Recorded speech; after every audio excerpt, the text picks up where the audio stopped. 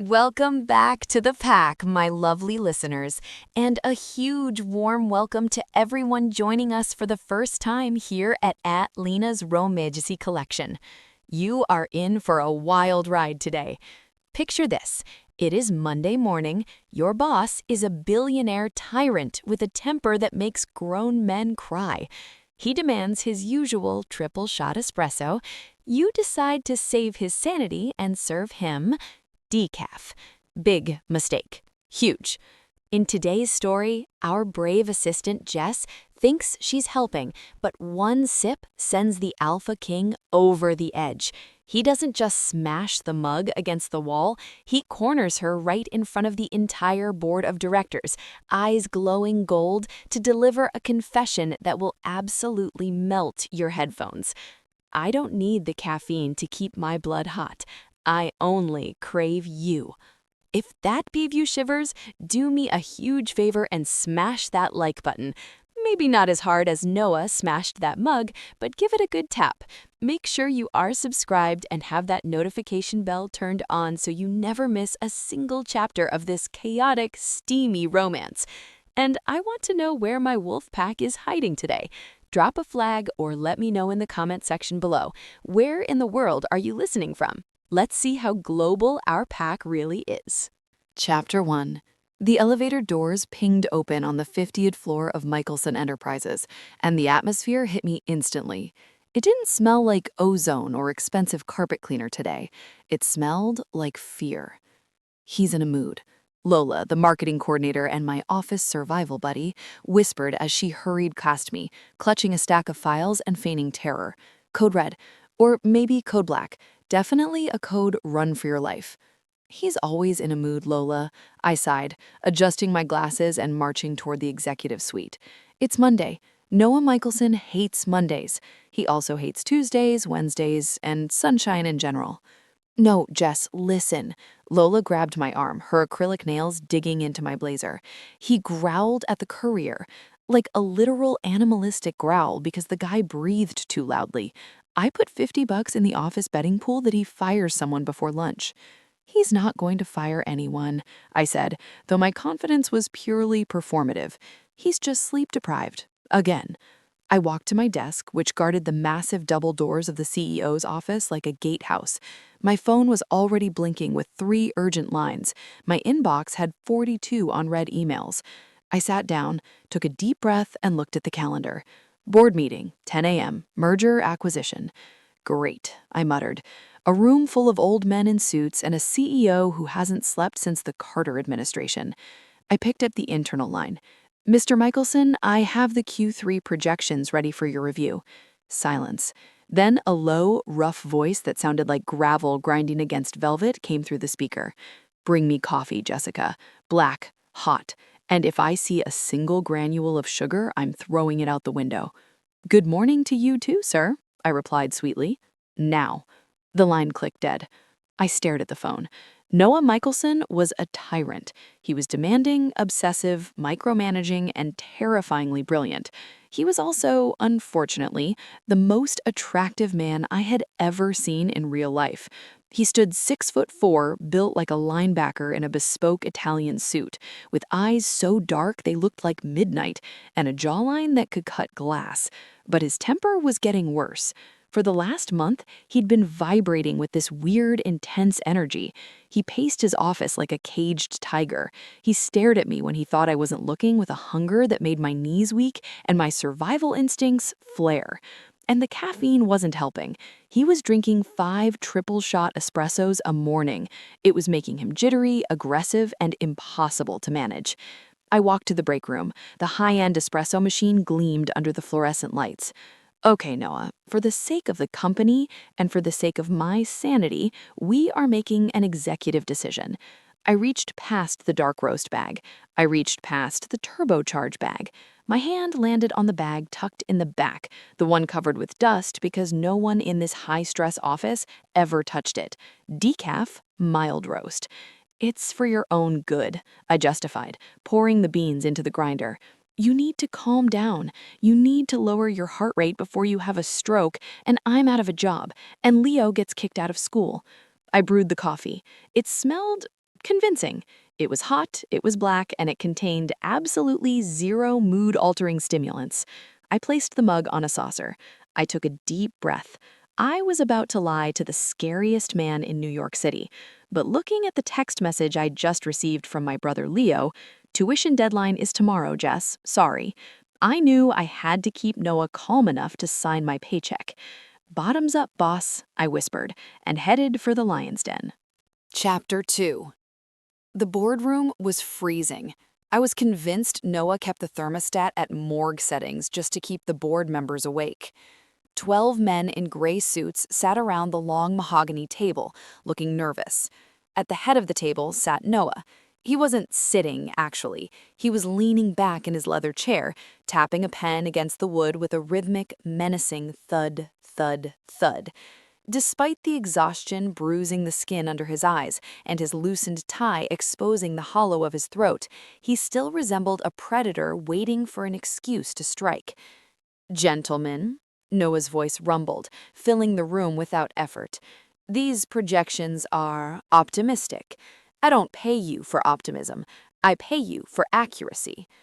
"Mr. Michaelson," the CFO, Mr. Henderson, stammered, "the market volatility suggests—" "The market is a sheep," Noah cut him off, his eyes flashing with a strange amber light. "I am the wolf. We do not follow the market. We lead it." I slipped into the room, holding the tray. "Quiet as a mouse, Jess. Drop the coffee and run." Noah stopped talking the second I entered. His head snapped toward me. His nostrils flared, inhaling deeply. It was something he did lately, smelling the air whenever I walked in. It was weirdly intimate, and it always made a shiver race down my spine. "Coffee," he stated, extending a large hand without looking away from me. "Your usual, sir," I lied, my voice steady. "Triple shot, black." I placed the mug in his hand. Our fingers brushed. A static shock, stronger than usual, zipped between us. Noah flinched, his eyes locking onto mine. For a second, the boardroom disappeared. It was just me and him, and the overwhelming weight of his gaze. He looked desperate, hungry. "You smell tired," he murmured, low enough that only I could hear. "I'm fine, sir, just working late." "I told you not to work late," he growled, bringing the mug to his lips. "I told you to go home to your brother." "And who would organize your schedule if I went home, Noah?" I challenged softly. He paused, the mug inches from his mouth. A ghost of a smirk touched his lips. "Touché, Jessica." The board members watched the exchange with bated breath. They were terrified of him, but they were baffled by us. To them, I was just the assistant. To Noah, I was the only person allowed to talk back to him without getting shredded. He took a sip. Time seemed to slow. I watched his throat work as he swallowed the hot liquid. I waited for him to relax, praying for the placebo effect to kick in so he would stop looking like he wanted to murder the CFO. Instead, he froze. The mug stopped halfway down to the table. He didn't move. He just sat there, staring at the black liquid in the ceramic cup. The silence in the room stretched, becoming thick and suffocating. Then, Noah slowly turned his head to look at me. His eyes had changed. They weren't just dark anymore. The irises were flooding with a bright, terrifying gold. The pupils were blown wide. He sniffed the coffee. Then he sniffed the air. "Jessica," he said, his voice dropping to a subsonic vibration that rattled the water glasses on the table. "Yes, sir?" I squeaked, clutching my tray.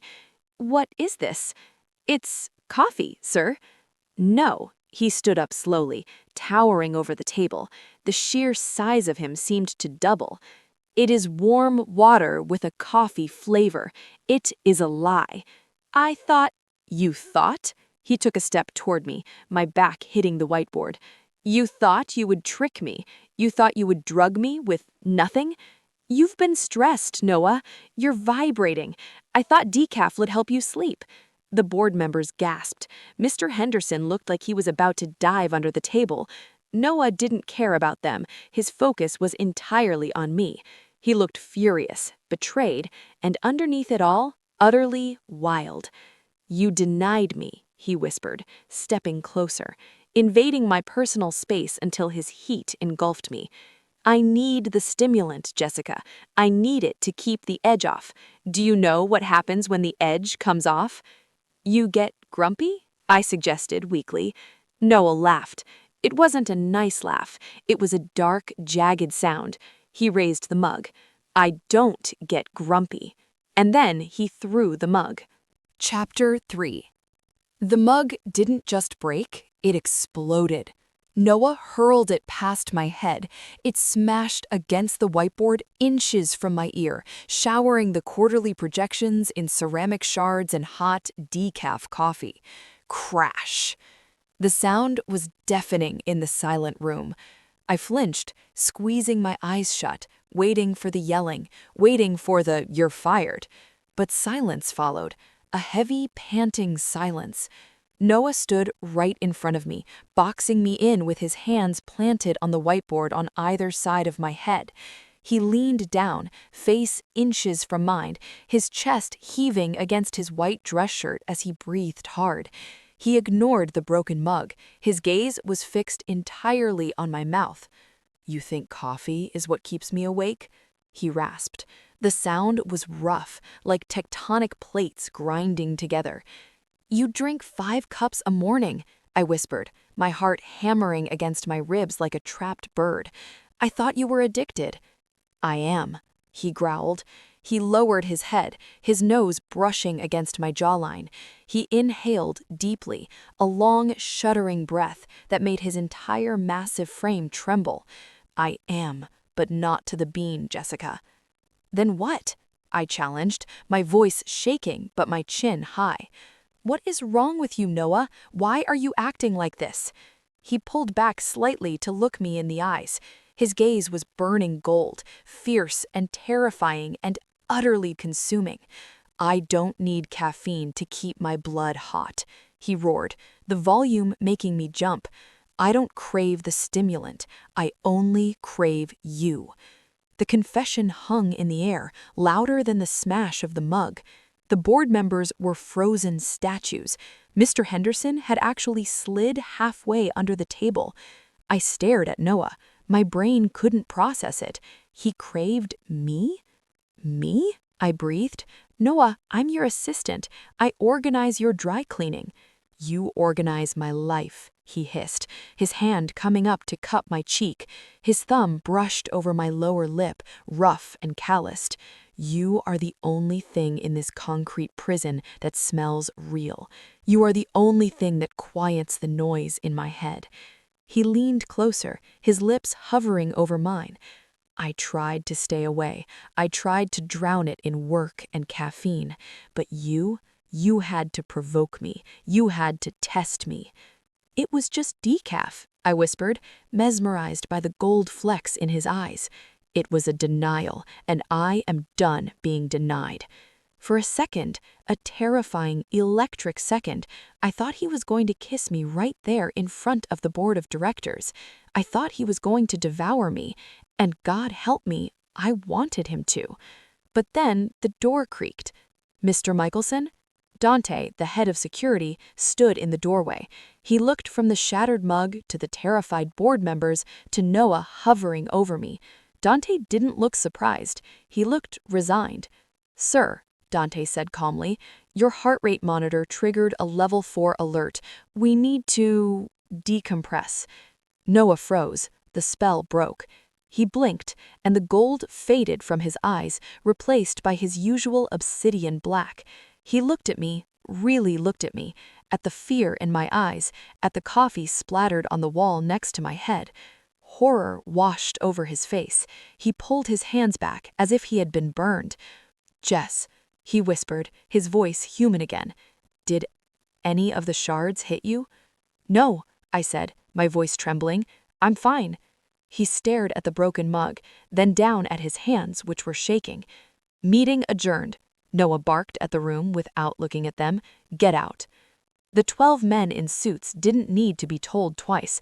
They scrambled for the door like rats fleeing a sinking ship, leaving their papers behind. Noah turned his back on me. He walked to the window and gripped the sill so hard I heard the wood groan. "Go back to your desk, Jessica," he said, his voice cold and distant. "Noah, wait. Go," he roared. I turned and ran. Chapter 4. I made it to my desk before my legs gave out. I collapsed into my ergonomic chair, shaking so hard my teeth chattered. "I only crave you." The words echoed in my head on a loop. Noah Michaelson, the billionaire ice king, just told me he craved me. And then he smashed a mug, and then he kicked out the board. "What just happened?" Lola hissed, popping up from behind her cubicle wall like a gopher. "We saw the suits running for the elevator. Did he fire everyone? Did he kill Henderson?" "He smashed a mug," I whispered, staring at my hands. "Classic Noah," Lola rolled her eyes. "Did you tell him it was decaf?" "He knew. He tasted it and he knew instantly." "Damn, man has a palate like a bloodhound." Lola leaned closer. "But why are you shaking, Jess? He throws things all the time. He's never thrown anything at you." "He didn't throw it at me," I defended him instinctively. "He threw it near me. And then, Lola, he said things." "What things?" "Personal things, intense things." Before I could elaborate, a shadow fell over my desk. Dante Vance stood there. He was impeccably dressed in a charcoal suit, but he looked like he could snap a neck with 2 fingers. He was holding a dustpan and a broom. "Jess," Dante said, his voice gentle, "are you all right?" "I'm fine, Dante. Is he okay?" Dante sighed, running a hand through his dark hair. "He's stabilizing. The caffeine withdrawal combined with other stressors triggered an aggressive response."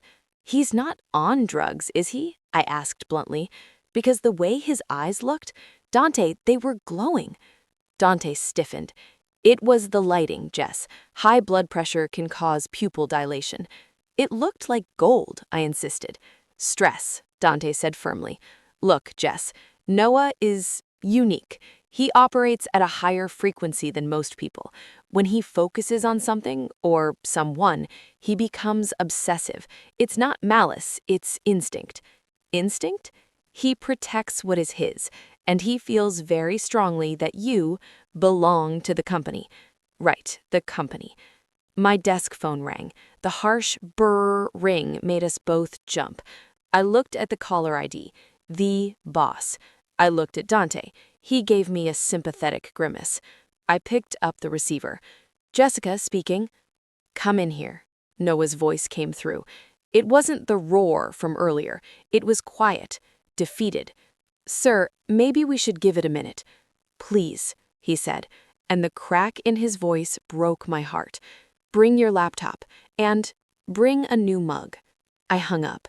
"He wants me back in," I told Dante. "Of course he does," Dante muttered, walking toward the break room to dump the shards. "He can't breathe if you're too far away." I grabbed my notepad. I grabbed a spare mug, one that said, "World's okayest employee," and I walked back toward the double doors. I should have been scared. A rational person would have called HR. A rational person would have quit. But I wasn't rational.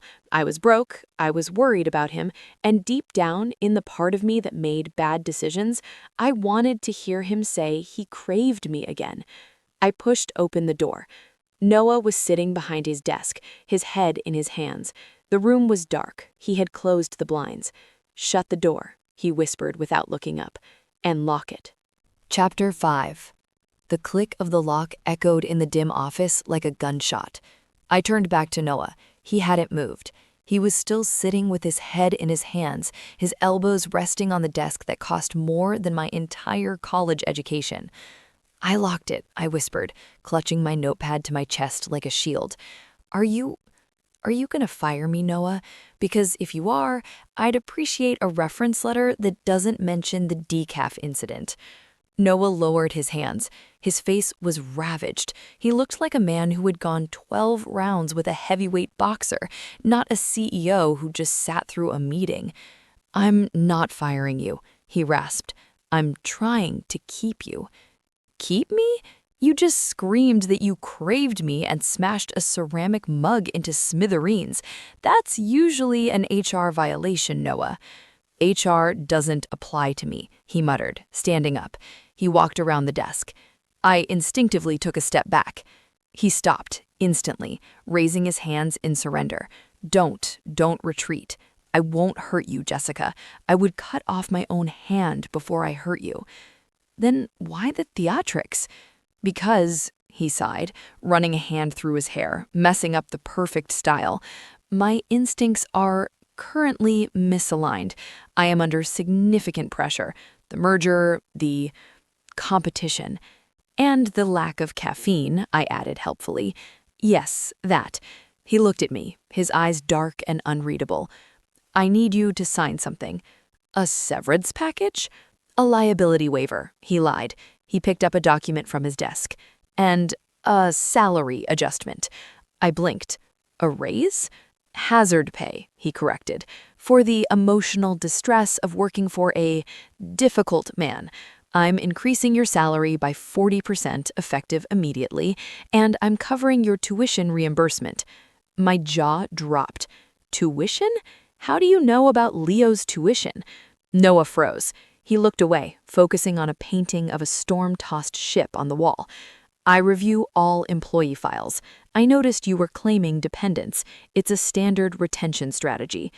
Standard retention strategy is a fruit basket, Noah, not 40%. Take it, he growled, his voice dipping into that dangerous register again. He stepped closer, sliding the paper toward me. Sign it. Let me take care of the debt. Let me fix something today since I clearly broke everything else. I looked at the paper. It was an obscene amount of money. It was enough to pay off Leo's semester and fix the transmission on my car. I looked at Noah. He looked desperate. He looked like he was begging me to take his money so he could feel slightly less like a monster. Fine, I said, grabbing a pen.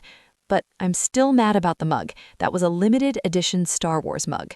I'll buy you the franchise, he mumbled. Just buy me lunch. I signed the paper. And Noah, next time you have a craving, maybe just eat a Snickers. Noah watched me sign, his eyes tracking the movement of my hand with predatory focus. A Snickers won't satisfy this hunger, Jessica, he whispered. But for your sake, I'll try. Chapter 6.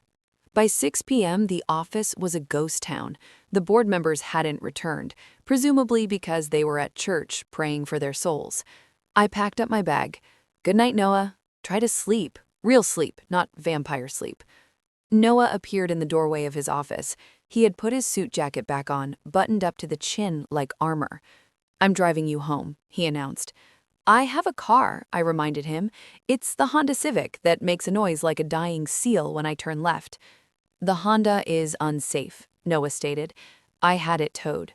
You what? I dropped my bag. You towed my car? I had it sent to the mechanic. The transmission was a death trap. It will be returned to you when it is roadworthy. Until then, you are riding with me. You can't just tow my car without asking, I yelled, chasing him to the elevator. That's grand theft auto. It's fleet maintenance, he countered, hitting the button for the private garage. Get in the elevator, Jessica. You are a tyrant. I am efficient. The ride down was silent and electric. Noah stood in the corner, as far away from me as possible, but I could feel his gaze burning into the side of my head. When we reached the garage, Dante was waiting by a black SUV that looked like a tank. Evening, Jess, Dante grinned. Heard you survived the Decaf apocalypse. Barely, I grumbled, sliding into the back seat. Noah got in beside me.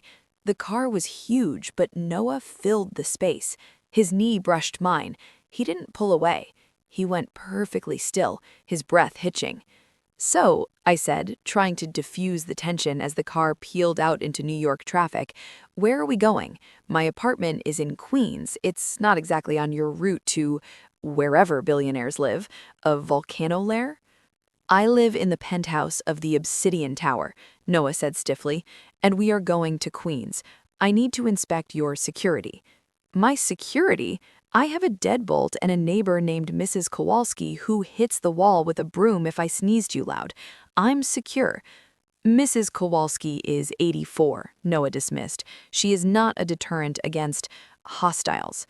Hostiles? I laughed. Noah, I'm an administrative assistant. My biggest enemies are paper cuts and the office printer. Who is coming after me?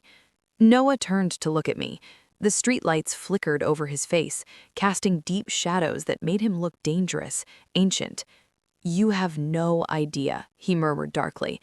You have no idea what walks in this city, Jessica. And as long as you are employed by me, you are a target. A target for corporate espionage? Something like that, he lied. He looked out the window, his jaw clenching. Just let me check the locks. Clause 14 of your new contract, the employer reserves the right to ensure employee safety in off-site locations. I definitely didn't read Clause 14. It was in the fine print on the back, he said shamelessly. Always read the addendums, Jessica. The car pulled up to my building. It was a brick walk-up with a flickering light above the door. Noah looked at it with disdain. This structure is compromised. It's home, I unbuckled. Thanks for the ride. Don't tow my lobby. I hopped out. Noah didn't follow. He just watched me walk to the door, his eyes glowing faintly in the dark interior of the SUV. As I fumbled for my keys, I saw a shadow move in the alleyway across the street, a large, hulking shape that didn't look like a stray dog. I froze. The SUV window rolled down. Get inside, Jessica. Noah's voice boomed from the car, carrying a command that made my legs move automatically. Now! I bolted inside and locked the door. When I peeked out the window, the shadow in the alleyway was gone, and Noah's SUV was parked right in front of the hydrant, looking like a sleeping beast guarding its cave. Chapter 7. The next morning, Noah was already in the office when I arrived. He was sitting at my desk. "You're in my chair," I noted, putting down my bag. "Your chair is ergonomically insufficient," he critiqued, spinning around. "I ordered you a new one. It has lumbar support and heating." "You're bribing me again." "I'm optimizing." He stood up and my desk suddenly felt very small. "We have a meeting with the Holloway Group at 11. Reed Holloway is difficult. Do not engage with him." Reed Holloway, the tech mogul? He's a snake. Noah spat the word. "Stay close to me. Do not let him touch you." "I don't usually let clients get physical, Noah. It's unprofessional." Before he could respond, my cell phone rang. It was sitting on the desk between us. The caller ID flashed. Nana Rose, do not answer unless urgent. I should get that. I reached for it. She only calls if she's fallen or if she's watching a soap opera she hates. Noah beat me to it. He picked up the phone. "Noah, no!" I lunged. "Hello," Noah answered, his voice deep and authoritative. I covered my face with my hands. Oh my God. "Who is this?" Nana Rose's voice was loud enough to hear through the speaker. "You sound like you smoke cigars. Are you the kidnapper? I don't have money, but I have a very heavy cane." Noah blinked. The terrifying Alpha King looked baffled. "I am not a kidnapper, madam. I am Jessica's employer, Noah Michaelson." "The boss?" Nana scoffed. "The one she says is infuriatingly hot but emotionally constipated?" I let out a sound that was half squeak, half sob. Noah looked at me, one eyebrow raised. "Emotionally constipated?" he repeated, a smirk playing on his lips. "Listen here, Mr. Hot and Constipated," Nana continued. "Why is my granddaughter working so late? She's thin. She needs to eat. Are you feeding her?" Yes, I feed her. I bought her lunch yesterday." "A sandwich is not a meal. A meal has potatoes. You take her to a steakhouse tonight, and don't let her pay. She's saving for that good-for-nothing brother of hers." "Nana, stop!" I tried to grab the phone. Noah turned his back, shielding the phone from me. "I agree, madam. Leo's tuition is handled, and I will ensure she eats protein tonight." "Good. You sound tall. Are you tall?" 6'4", Noah answered, standing up straighter. Acceptable. Tell her to call me. And you, watch your temper. I hear things in your voice, boy. You got a wolf in your throat. Noah went rigid. The playful smirk vanished. I will tell her. Goodbye, madam. He hung up and placed the phone gently on the desk. He looked shaken. Your grandmother, Noah whispered, is perceptive. She's a menace, I groaned. I am so sorry. Emotionally constipated was a heat-of-the-moment description. It's accurate, Noah muttered, and she's right. Steakhouse, tonight, 7 p.m. It's a date? It's a dietary mandate from your elder. I dare not disobey her. She threatened me with a cane. She would use it, too. Noah looked at me, and for the first time in weeks, his eyes weren't filled with obsession or rage. They were warm. I like her, he decided. She has spirit. Reminds me of my pack matriarch. You have a pack matriarch? Metaphorically, he said quickly. Get your notepad, Jessica. Reed Holloway is here.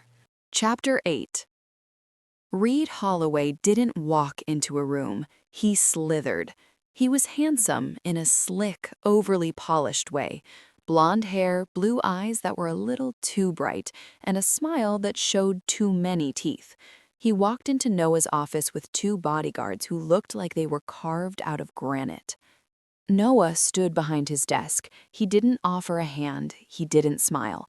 He radiated a cold, oppressive energy that made the air in the room feel heavy. Noah, Reed grinned. Long time. You look tense. Still having trouble with the borders? My borders are secure, Reed, Noah said, his voice low. State your business.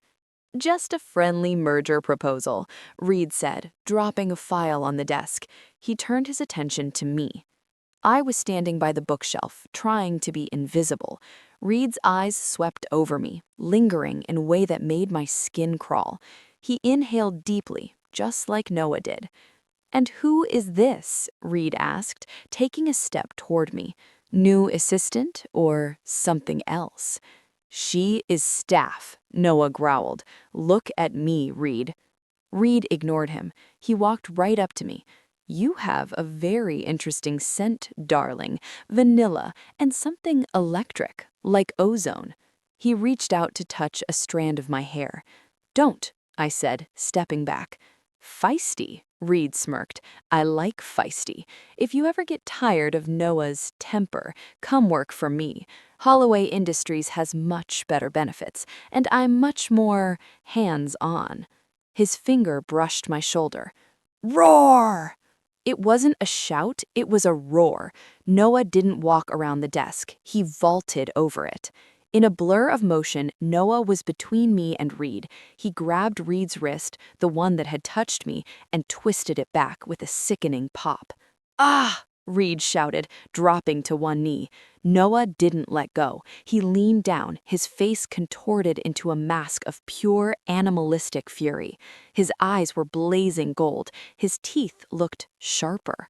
She, Noah snarled, his voice vibrating the floorboards, is not on the menu. Reed's bodyguards moved to intercept, but Dante appeared from the hallway, blocking them with a gun drawn.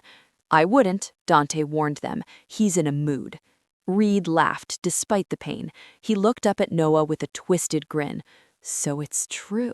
You found her, the unclaimed mate. Get out, Noah commanded, before I rip your throat out in front of my assistant.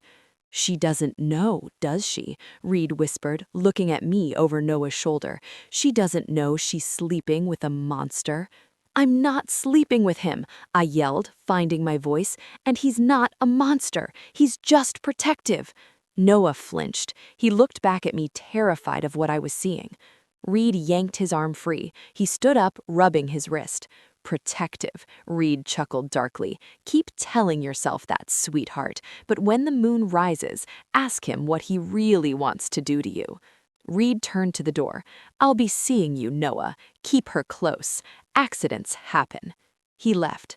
The room fell silent. Noah stood with his back to me, his shoulders heaving. His hands were clenched into fists so tight his knuckles were white. Noah, I whispered. He didn't turn around. Go to lunch, Jessica, he choked out. Please, just get away from me. He threatened you, I said, stepping closer instead of leaving. He talked about the moon. Noah, what is going on? Nothing you need to know. He slammed his fist onto the desk, cracking the wood. Go!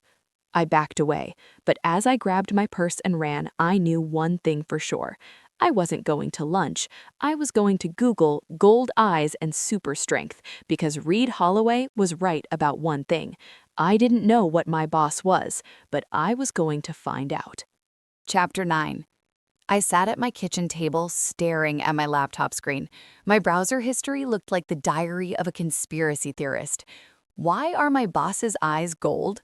Medical conditions that cause super strength? Can steroids make you growl? Is Reed Holloway a vampire? You're losing it, Jess, Lola said, taking a bite of leftover pizza. She was sitting on my counter, swinging her legs.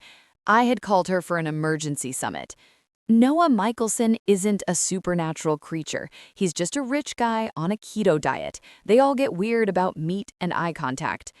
He jumped over a desk, Lola, I argued, pacing my tiny kitchen. From a standstill, he cleared mahogany like it was a hurdle, and Reed said something about the moon. Tech bros love astrology, Lola dismissed. Maybe he's a Leo or a Scorpio. Scorpios are intense. He snapped a man's wrist like a twig because he touched my shoulder.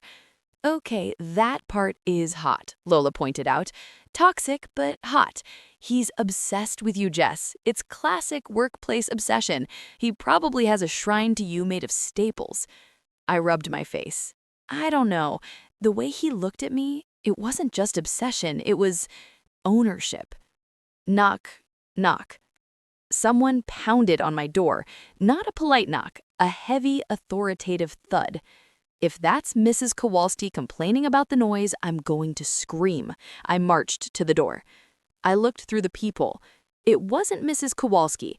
It was a man in a jumpsuit holding a tool belt and a tablet. I opened the door, leaving the chain on. Can I help you? Building maintenance, the guy grunted. Here to install the biometric scanners. The what? I blinked. This is a walk-up in Queens. We don't have biometric scanners. We have a buzzer that hasn't worked since 2004. New management, the guy said, tapping his tablet. Building was sold this morning. New owner ordered a full security retrofit. Retinal scanners, reinforced steel doors, and shatterproof glass for the ground floor. Sold? I unhooked the chain. To who? The guy turned the tablet around. Owner, Omega Holdings LLC, subsidiary of Michaelson Enterprises.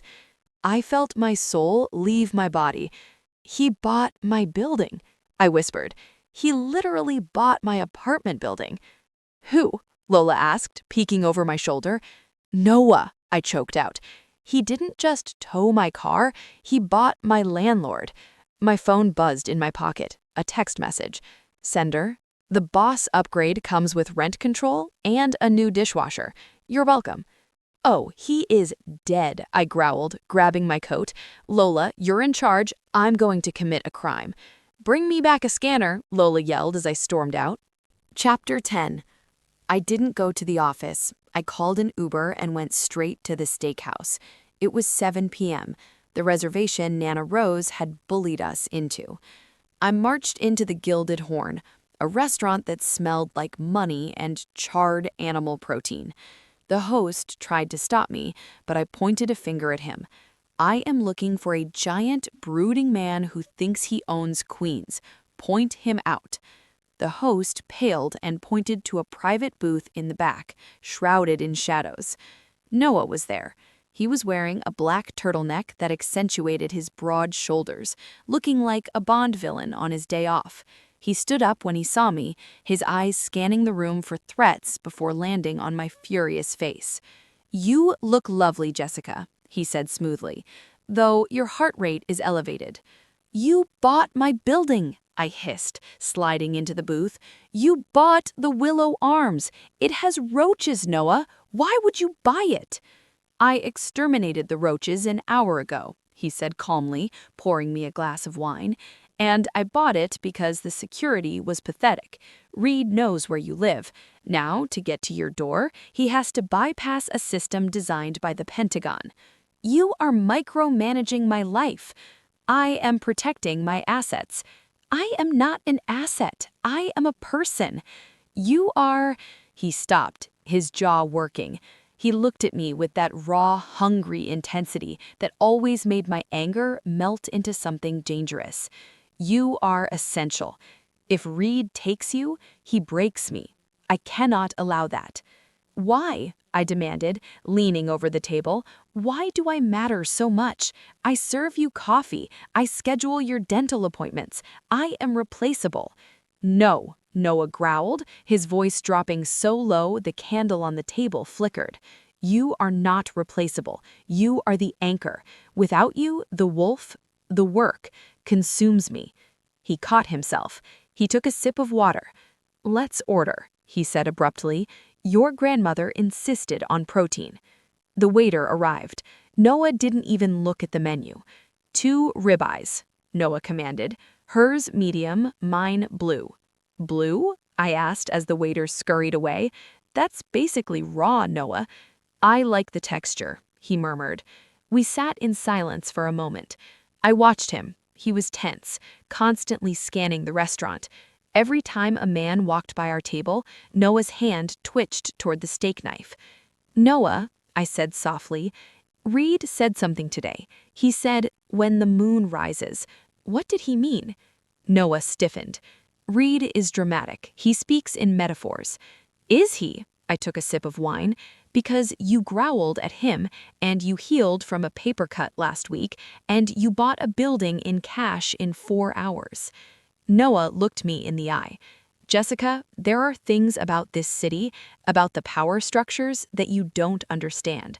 Reed is a predator, a rival. He wants to take everything I have, my company, my territory, and now you.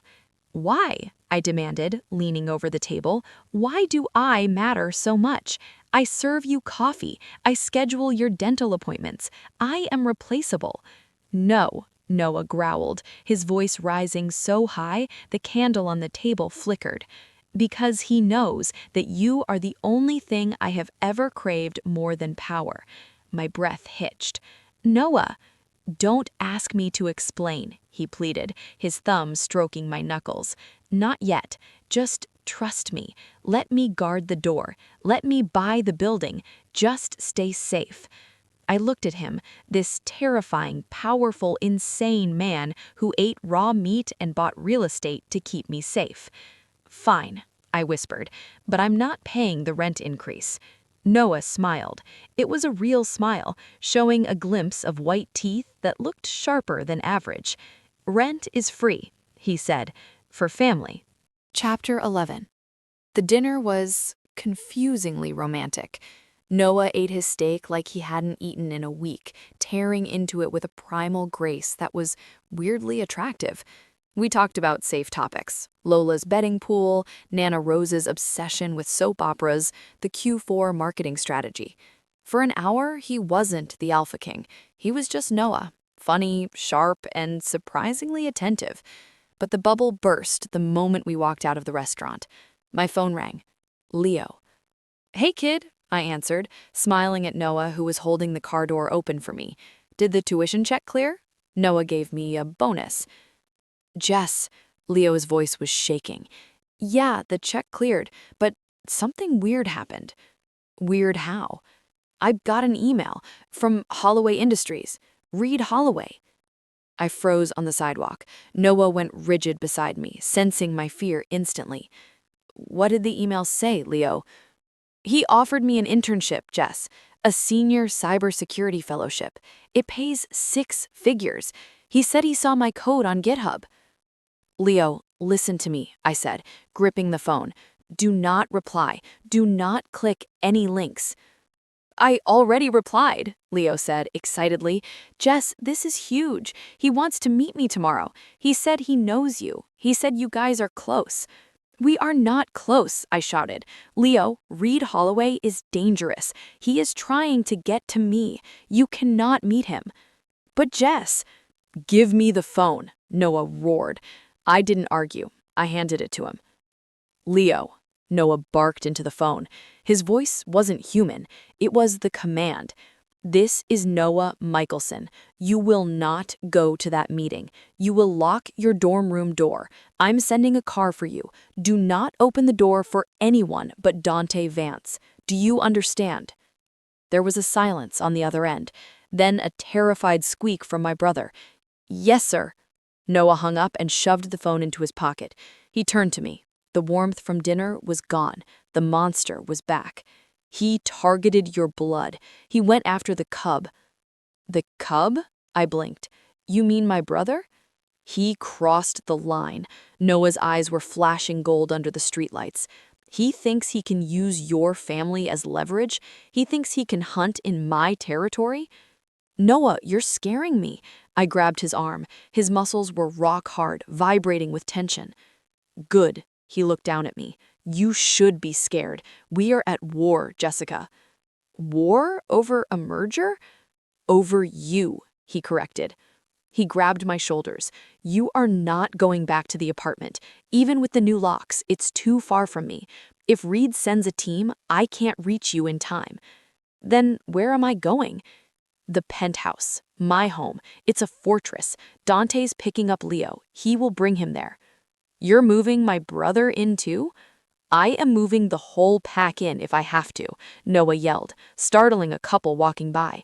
"Get in the car, Jessica. We're going to the tower, and we are not leaving until Reed Holloway is a stain on the pavement." Chapter 12. The drive to the Obsidian Tower was a blur of speed and aggression. Noah drove like he was escaping a bank robbery. When we arrived, the building was on lockdown. Security guards, who all looked like linebackers, were patrolling the lobby with serious-looking weapons.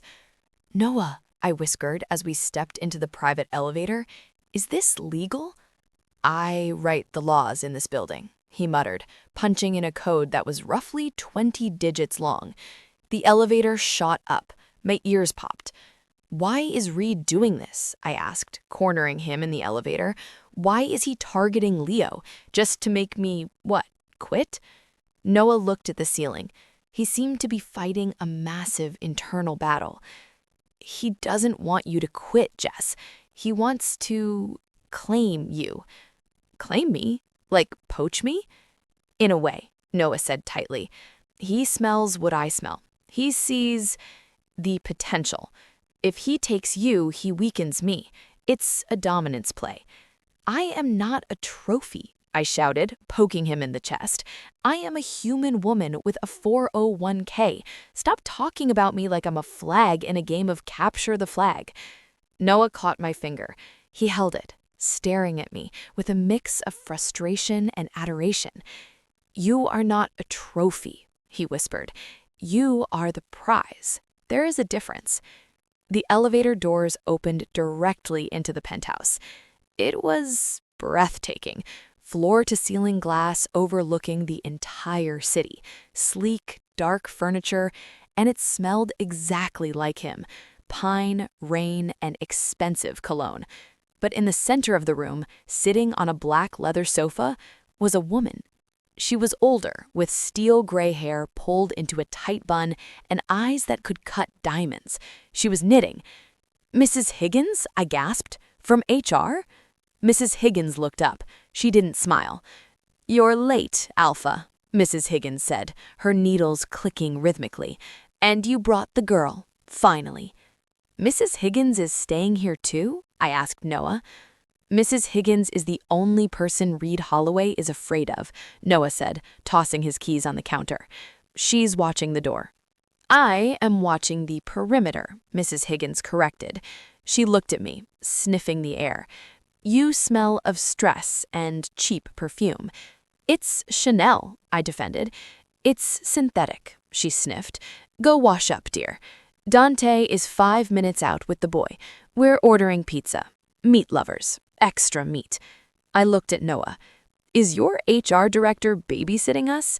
"She's head of pack security," Noah muttered, walking toward the liquor cabinet. "Or she used to be, before she decided paperwork was more lethal." He poured a drink and downed it in one go. He turned to me, his eyes dark. "Welcome home, Jessica. Don't get comfortable. As soon as I kill Reed, you can go back to Queens." "I don't think you mean that," I said quietly.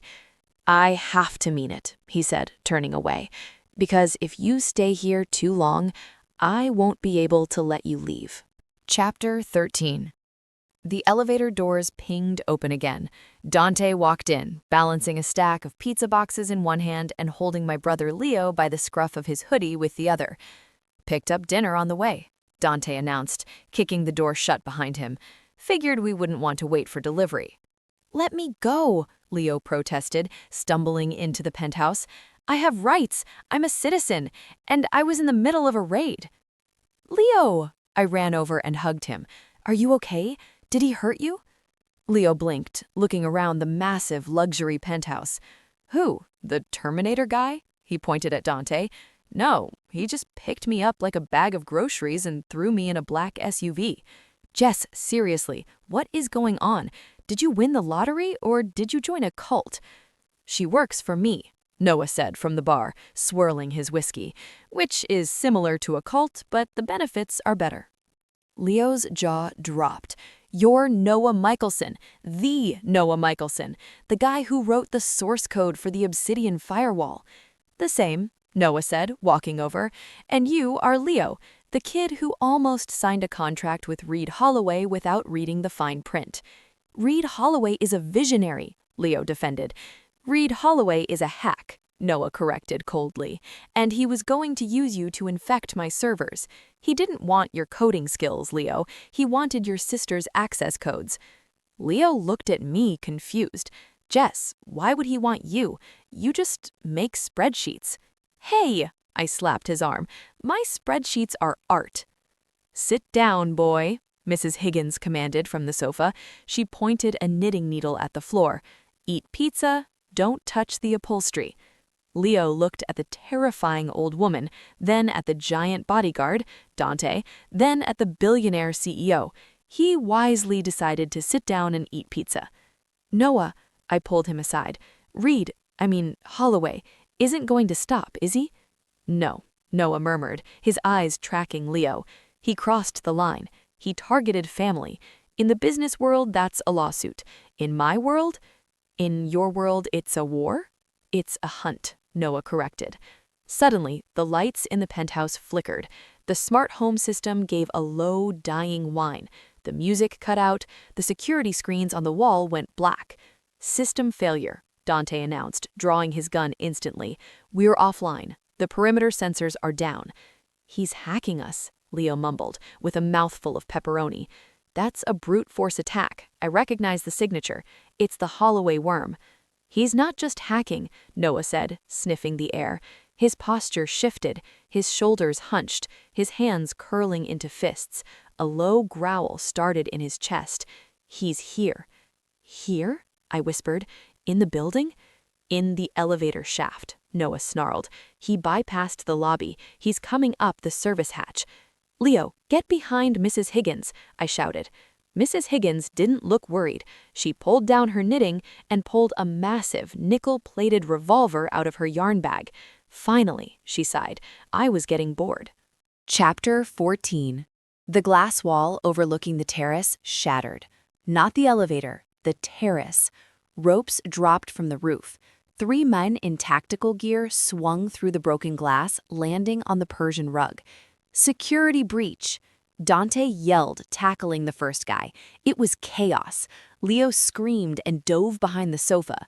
Mrs. Higgins fired her revolver, boom, taking out the second intruder's kneecap with terrifying accuracy. But the third man didn't attack. He stood aside. Reed Holloway stepped through the broken window. He was wearing a gray suit that would literally cost an arm and a leg, and he held a cane, a silver-tipped cane. "Noah!" Reed shouted over the noise. "You really should fix that firewall. It was embarrassingly easy to crack." Noah stood in the center of the room. He wasn't moving. He was trembling with a lethal, contained tension. "You broke into my home," Noah said. his voice sounding strange, distorted, like two voices speaking at once. "You threatened my mate's blood." "Mate?" Reed laughed. "Oh, you finally admitted it? The little secretary is the Luna?" Reed looked at me. He smiled. "Hello, Jessica. Ready to quit? I have a helicopter waiting on the roof. Much better commute." "I am not going anywhere with you," I yelled, grabbing a heavy vase. "Get out of my boss's house." "Boss's house?" Reed tisked. "Honey, he's not your boss. He's a monster. Look at him." I looked at Noah.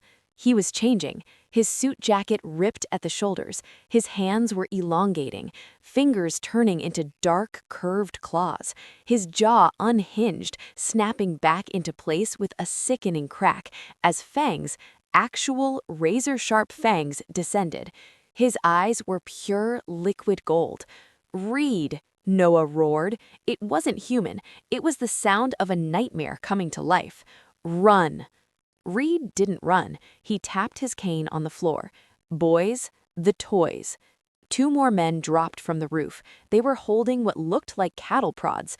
"High voltage," Reed sneered, "specifically calibrated for alphas. Let's see if the big bad wolf can take a shock." They lunged at Noah. "No!" I screamed, but Noah didn't dodge. He caught the first cattle prod with his bare hand. Zzz, crack. Electricity arced over his skin.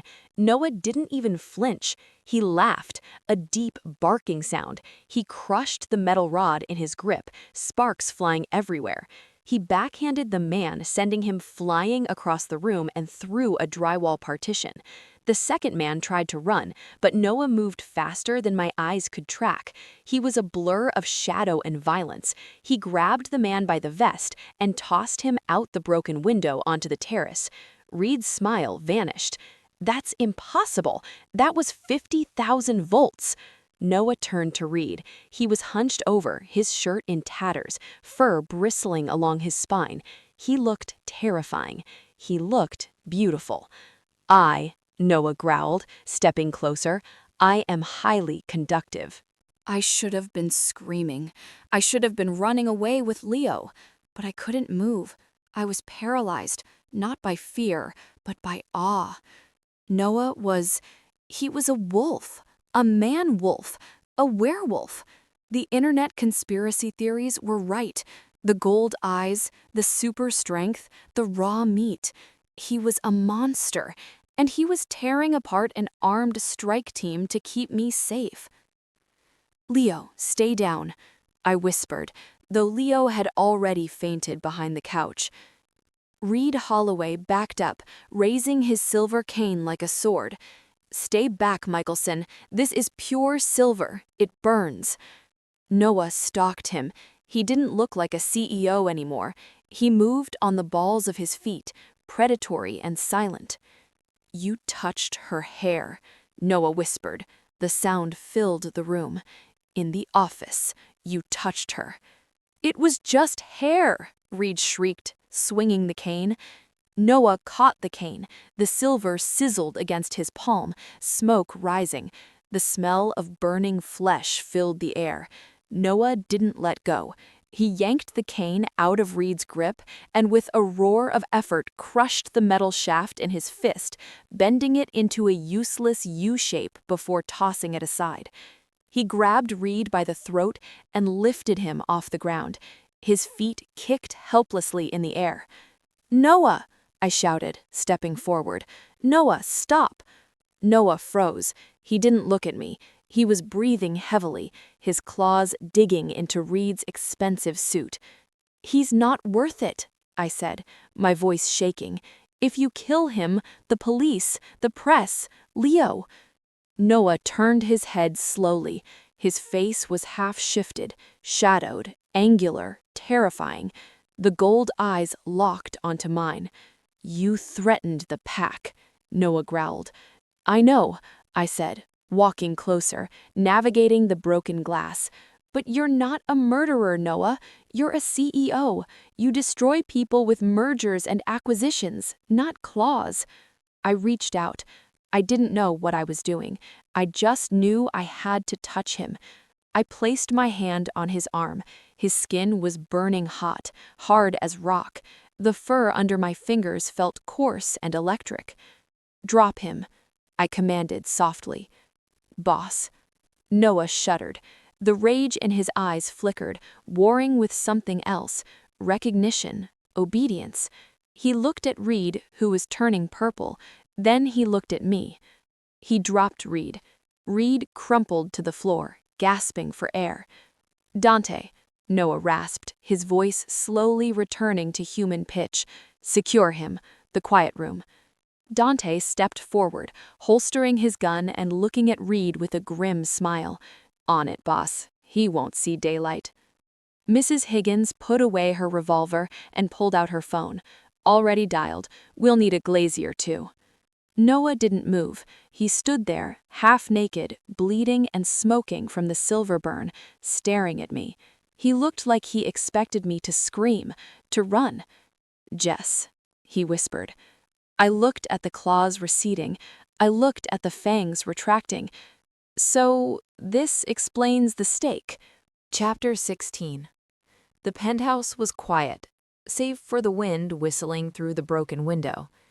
Dante had dragged Reed and his goons into the service elevator, presumably to process them, which I decided not to ask about. Mrs. Higgins was tending to Leo, who had woken up and was currently vomiting into a potted plant. I sat on the coffee table holding a first aid kit. Noah sat on the sofa. He had shifted back fully to human form, but he looked wrecked. He was shirtless, his chest heaving, the burn on his palm angry and red. He wouldn't look at me. "Say it," Noah said roughly, staring at the floor. "Say I'm a monster. Say I quit. Get it over with." "Give me your hand," I said, opening a bottle of antiseptic. He flinched. "Jessica, did you not see? I saw. You turned into a wolfman and beat up a tech CEO who broke into your house. It was very dramatic. Give me your hand." He hesitated, then slowly extended his injured hand.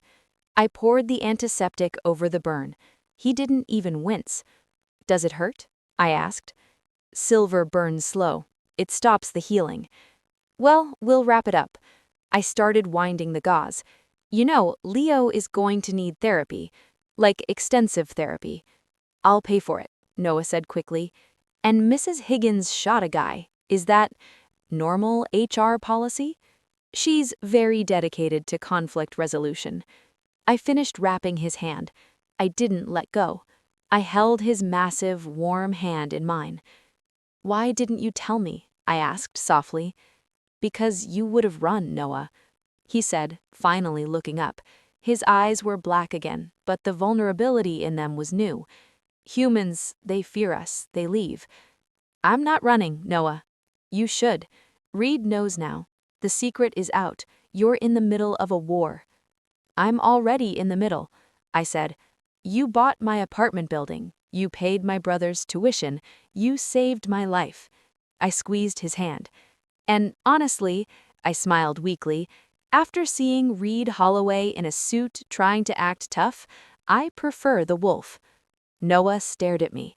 He looked like I had just handed him the keys to the universe. "You accept it?" he whispered. "The beast?" "I accept the package deal. But Noah, next time you feel a shift coming on, maybe don't wear the Armani. It's a waste of good silk." Noah let out a breath, a laugh that sounded like a sob. He leaned forward and rested his forehead against my shoulder. "I tried so hard," he murmured into my shirt, "to be civilized for you." "Overrated," I whispered, stroking his hair. "Now, can we order another pizza?" Leo threw up the first one. Chapter 17. The sun rose over the New York skyline, illuminating the absolute wreckage of Noah's penthouse. I sat at the kitchen island, drinking coffee, real coffee this time, out of a mug that said "Boss Lady." Noah was pacing the living room, shirtless, talking on the phone in low, aggressive growls. Leo sat next to me, staring into his cereal bowl like it held the secrets of the universe. "So," Leo whispered, not looking up, "he's a werewolf." Lichen, Mrs. Higgins corrected from the stove, where she was frying a mountain of bacon with a terrifyingly large fork. Werewolves are feral. Lichens are civilized. We pay taxes. Right, Lichen, Leo nodded slowly. And the guy who broke in, Reed Holloway? Rogue Alpha, Mrs. Higgins said, dropping a slab of meat onto Leo's plate. Dante put him in the quiet room. Is the quiet room a dungeon? Leo asked. Eat your carbs, boy. I rubbed my temples. Leo, how are you handling this? You usually freak out if the Wi-Fi goes down for 10 seconds. Honestly, Jess, it explains a lot, Leo shrugged, like how he knew I was hacking his firewall before I even hit enter, and why he smells like a pine forest in the middle of Manhattan. It's actually scientifically fascinating. I have so many questions about his chromosomal structure. Noah hung up the phone and walked over to us. He looked exhausted, but the moment his eyes landed on me, his expression softened. He walked around the island and stood behind my stool, resting his chin on the top of my head. His arms wrapped around my shoulders, effectively trapping me against his chest. You smell like stress, he murmured into my hair. I smell like I haven't showered in 24 hours, and I'm wearing yesterday's blouse. Noah, we have to go to work. Work is canceled, Noah stated. The building is compromised. We are staying here until the glazier fixes the window. We can't cancel work, Noah. The Q3 audit is due on Friday. If we don't file, the SEC will be scarier than any rogue alpha. Noah groaned, burying his face in my neck. I don't care about the SEC. I just want to build a nest and keep you in it. A nest? Leo choked on his pancake. Dude, TMI. It's instinct, Noah growled at Leo, though there was no heat in it. He looked at me. You want to go to the office, knowing what I am, knowing everyone there is like me? Wait, I spun around on the stool. Everyone? Lola, the receptionist, the guy who waters the plants? Lola is a beta, good at communication. The plant guy is human. We like him. He's quiet. I stared at him. My work bestie is a werewolf? She prefers shifter, Noah said. And yes, she's been guarding you for 3 years, Jessica. Why do you think no one ever steals your lunch from the fridge? I thought it was because I put hot sauce on my sandwiches. It's because Lola growls at anyone who touches your Tupperware. Okay, that's settled it. We are going to the office. I have a lot of questions for Lola. And Noah, put on a shirt. You're distracting the intern, I pointed at Leo. I'm not looking, Leo yelled, covering his eyes. I'm traumatized. Chapter 18. Walking into Michaelson Enterprises felt different today. Before, I saw a sleek corporate machine. Now, I saw a den. I noticed the way the security guards at the front desk, pack enforcers apparently, dipped their heads when Noah walked by. I noticed how the ambient chatter in the bullpen died instantly when he entered the room. It wasn't just respect for a CEO, it was submission to an alpha. And then there was me. Usually people smiled at me or ignored me. Today, they stared. They know, Noah whispered, his hand resting possessively on the small of my back as we walked to the elevator. They can smell my scent on you. It's strong. Great, I'm a walking pheromone billboard. We reached the top floor. Lola was at her desk, typing furiously. When she saw me, she stopped. She looked at Noah, then at me, then at Noah's hand on my back.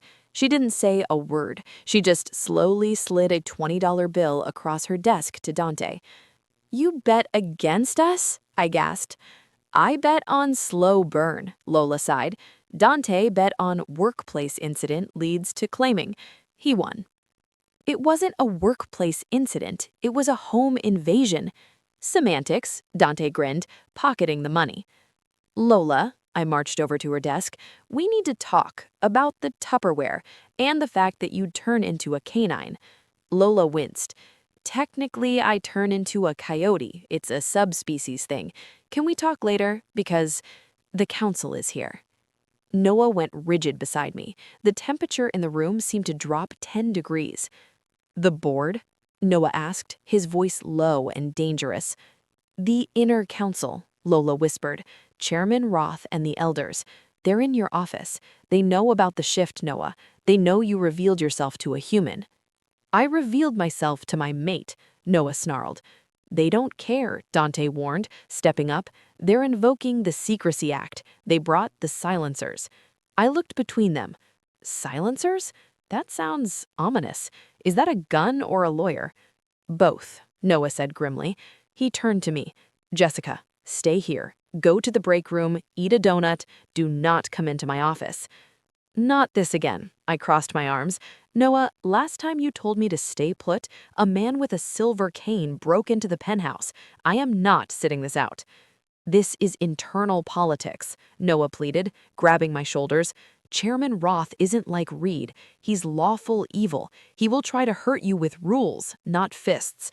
I can't protect you from rules. I agree. I pulled my black binder from my bag.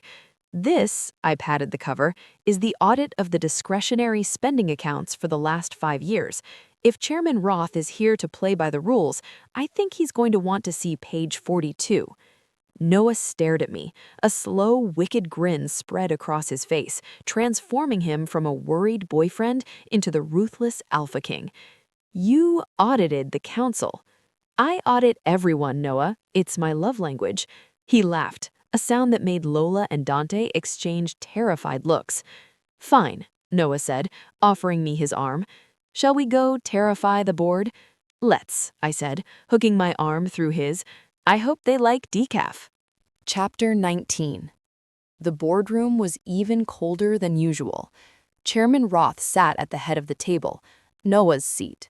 He was an elderly man with white hair, impeccable posture, and eyes that looked like frozen chips of ice. He was flanked by 4 other board members, elders, all looking grave. When Noah walked in, they didn't stand. That was a bad sign. Get out of my chair, Roth, Noah said calmly, releasing my arm to stand at the foot of the table. You forfeited this chair when you broke the first law, Roth said, his voice dry as dust. Exposure of the species to a human, unsanctioned violence in a residential zone, and… Roth's icy eyes slid to me. He looked at me like I was a smudge on his glasses. And bringing a pet to a council meeting. Noah growled. It wasn't the sexy, rumbling growl he used on me. It was a chainsaw revving up. His hands slammed onto the table, cracking the mahogany. She is not a pet. Noah's voice vibrated the windows. She is the Luna. She is a liability, Roth shouted, standing up. She knows our secrets. She has seen the shift. The law demands she be silenced. Either she takes the oath and leaves the city, or what? I piped up, stepping out from behind Noah. Roth blinked, surprised I was speaking. Or we remove the memory permanently. It is a painful procedure. It leaves damage. Lobotomy, I translated. You want to lobotomize me because your CEO turned into a wolf to save my life from a corporate terrorist? It is the law, Roth stated. We cannot risk exposure. Right, exposure, I nodded, opening my binder. I walked around the table, my heels clicking on the hardwood floor. Because you guys are so good at keeping secrets. I slid the binder onto the table in front of Roth. What is this? Roth sneered. That, I pointed, is a summary of the charitable donations siphoned from the Michaelson Discretionary Fund in the last fiscal year.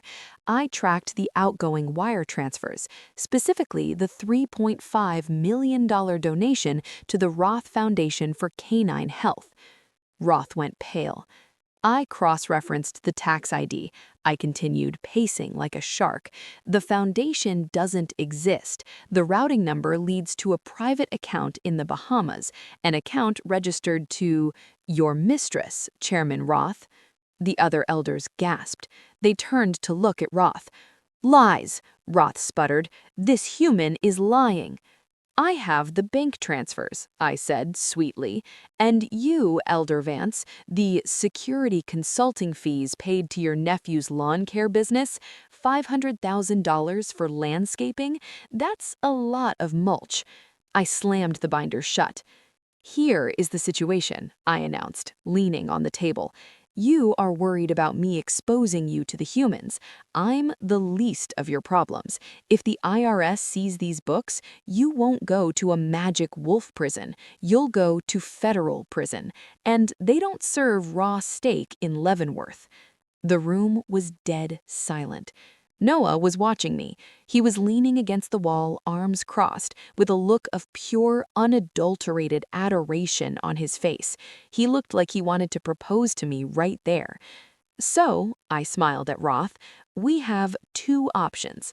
Option A, you try to silence me. Noah kills you. I release the audit to the SEC. Everyone loses. I paused for effect. Option B, you accept me as the Luna. You resign as chairman, Noah takes his chair back, and I fix your books. I make this money disappear legally. I protect the pack from the real enemy, the tax man. Roth looked at the binder. He looked at Noah, who was flexing his claws. He looked at the other elders who were already distancing themselves from him. She audits, one of the elders whispered in fear. Roth slowly sat back down. He slumped. Option B, he whispered. Chapter 20. The meeting ended 5 minutes later with Chairman Roth's voluntary retirement. As the board members shuffled out, they didn't look at me with disdain anymore. They looked at me with terror. One of them actually thanked me for not reporting his company car misuse. When the door closed, leaving us alone, Noah walked over to the table. He picked up the binder and weighed it in his hand. You defeated the council, Noah said, shaking his head, with paper. The pen is mightier than the sword, I shrugged. Or, in this case, the spreadsheet is mightier than the claw. Noah tossed the binder aside and grabbed me by the waist. He lifted me up and sat me on the boardroom table, stepping between my legs. You were magnificent, he growled, his hands running up my thighs. I have never been so turned on in my life.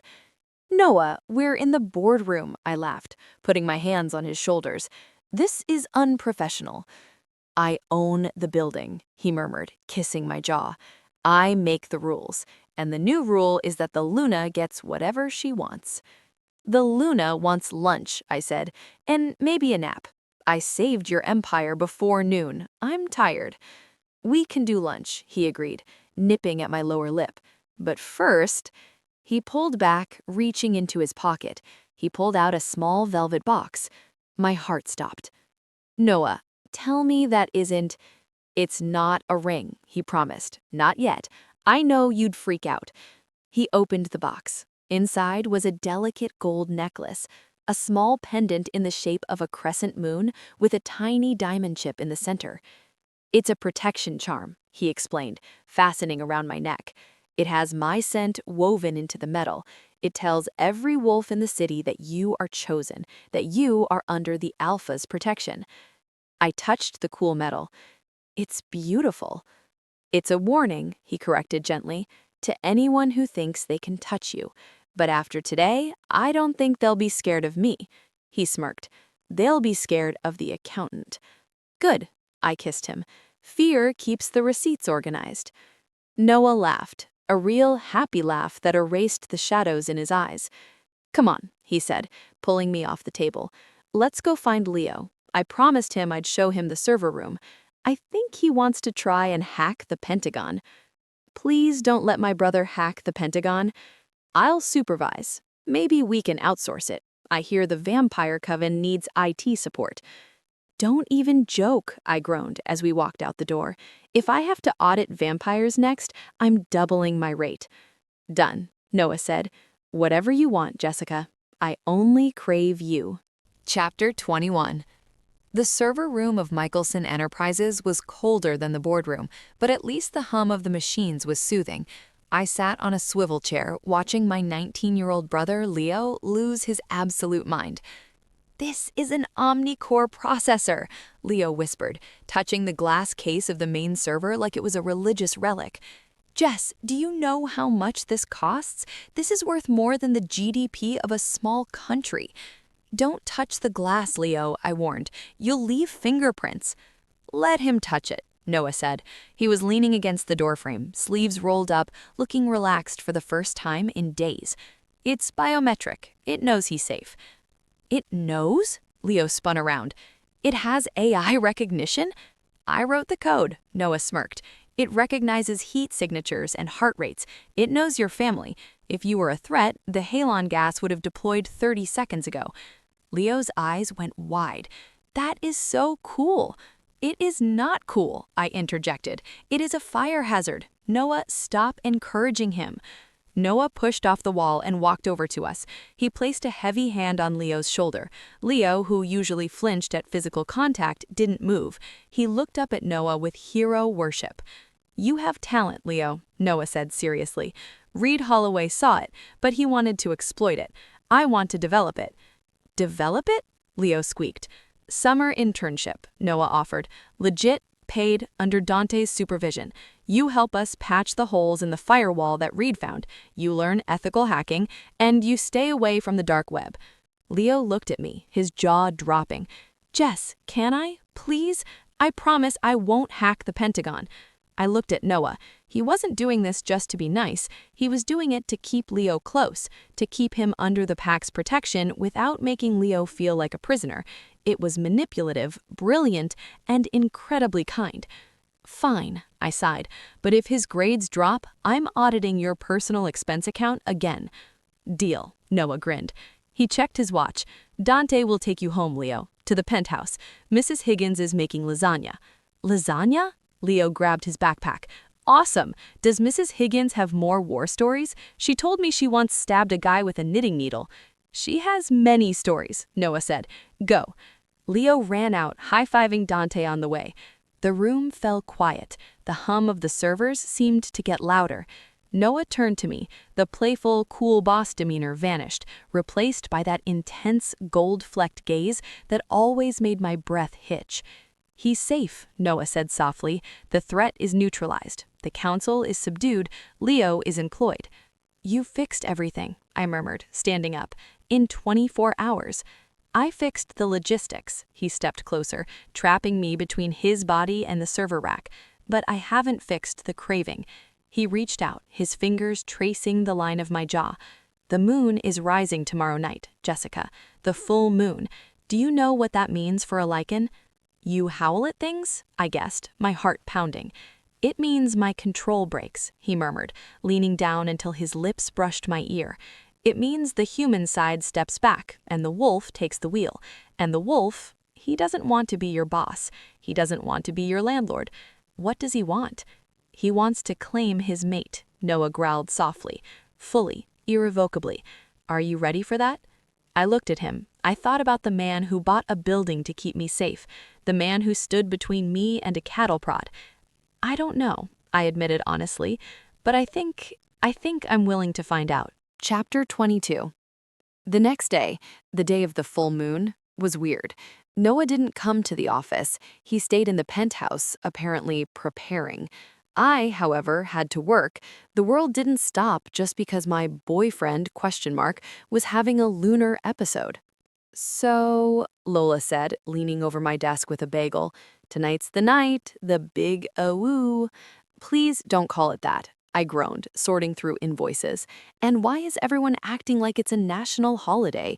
Dante is wearing sneakers. He never wears sneakers. Full moon energy, Lola explained, taking a bite of cream cheese. Everyone gets a little zoomy. The fidgets, aggression levels spike. It's like PMS, but with more teeth. Great. And Noah? For an alpha, it's worse, Lola lowered her voice. It's the rut, Jess, or close to it. His senses are dialed up to 11. If you smell like another man, he might eat the man. If you smell like him, well, good luck walking tomorrow. I choked on my coffee. Lola, I'm just saying, hydrate, stretch. My phone buzzed. A text from Noah. The boss. Where are you? Me. At my desk, working, like you pay me to. The boss, come home, now. Me, it's 2 p.m., I have a conference call. The boss, I bought the phone company, cancel the call, come home. I stared at the screen. He bought the phone company? He probably did, Lola shrugged. He bought a satellite last week because he didn't like the reception in the elevator. Go, Jess, before he comes down here and drags you out over his shoulder. It's romantic in theory, but terrible for HR compliance. I grabbed my bag. I'm going, but if he growls at me, I'm putting him in a timeout. I took the elevator up to the penthouse. When the doors opened, the smell hit me. It wasn't just the usual pine and rain. It was heavy, musk, spice, and something smoky. It was overwhelming. Noah? I called out, stepping into the living room. The place was different. The furniture had been moved. The sleek, modern sofas were pushed together in the center of the room, and they were covered in blankets, pillows, my sweaters. Is that my cashmere cardigan? I asked, picking up a gray lump of fabric from the pile. Put it back, a deep voice rumbled from the shadows.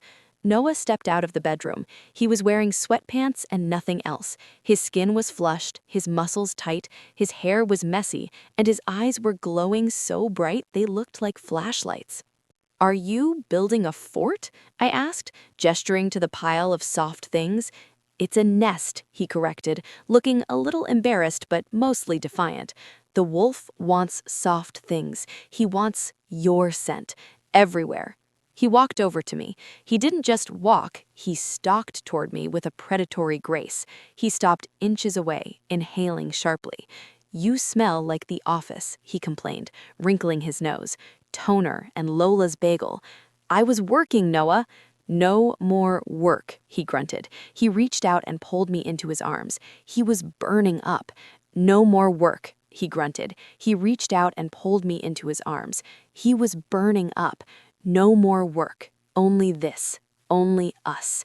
He buried his face in my neck, inhaling deeply. Better, but not enough. What do you want? I whispered, running my hands down his hot, bare back. I need to mark you, he mumbled against my skin. I want everyone to know. The mailman, the doorman, the stars. Okay, I laughed nervously. Maybe we start with something smaller than the stars. He pulled back. He looked at me with a lucid, intense seriousness. I ordered steak, 10 pounds of it, and chocolate, and those spicy chips you like. You built a pillow fort and ordered snacks? I smiled, melting a little. Noah Michaelson, are you trying to woo me? I am trying to keep you from running when the sun goes down, he admitted hoarsely, because tonight I will be a selfish, hungry animal. Good, I said, standing on my tippy toes to kiss his jaw, because gentlemen are boring. Chapter 23. We spent the afternoon in the nest. It was surprisingly comfortable. We watched bad movies on the massive TV while Noah worked his way through the platter of rare steaks like they were popcorn. But as the sun began to set, the atmosphere shifted. The playful, sleepy vibe evaporated. Noah became restless. He started pacing the perimeter of the penthouse, checking the locks, checking the windows. Every shadow made him growl low in his throat. Noah, sit down, I said from the pile of pillows. The window is fixed. Mrs. Higgins is downstairs with a shotgun. We're safe. The moon is up, he whispered, staring out at the darkening sky. He turned to me. The transformation hadn't started physically, but it had started mentally. His movements were jerky, uncoordinated. You should go to the guest room, he said, his voice strained. Lock the door. What? No, I'm staying here. I can't control it much longer, he warned, gripping the back of a chair until the wood creaked. When the shift hits, it's violent. It's painful. I don't want you to see it. I saw it when you fought Reed, I reminded him, standing up. It didn't scare me then, it won't scare me now. I walked over to him. He tried to back away, but he hit the wall. Jess, please, he groaned, squeezing his eyes shut. Sweat beaded on his forehead. Run. No. I reached out and placed my hands on his chest. His heart was beating so fast it felt like a hummingbird's wings. Thump, thump, thump, thump. Clause 1. The tenant stays. He opened his eyes. They were fully gold, no pupil, just light. "You are stubborn," he rasped. "I'm efficient." A spasm of pain hit him. He doubled over, a guttural roar tearing from his throat. "Noah!" I grabbed his shoulders to steady him. His bones cracked. It was a sickening sound, like dry branches snapping. His shoulders broadened, his spine lengthened. He fell to his knees, gasping. "Don't look," he choked out. I didn't look away. I knelt with him. I ran my hands over his back as the muscles shifted and reformed under the skin. It looked agonizing. "I'm here. I'm right here. Breathe through it." Fur began to ripple across his skin, midnight black, soft and thick.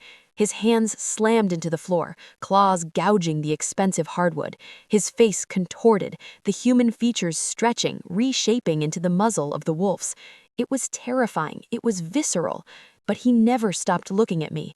Even as his jaw extended, even as the fangs dropped, his eyes stayed locked on mine, anchoring him.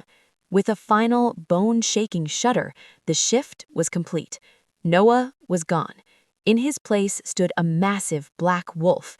He was the size of a pony, his shoulders reaching my chest even as he crouched.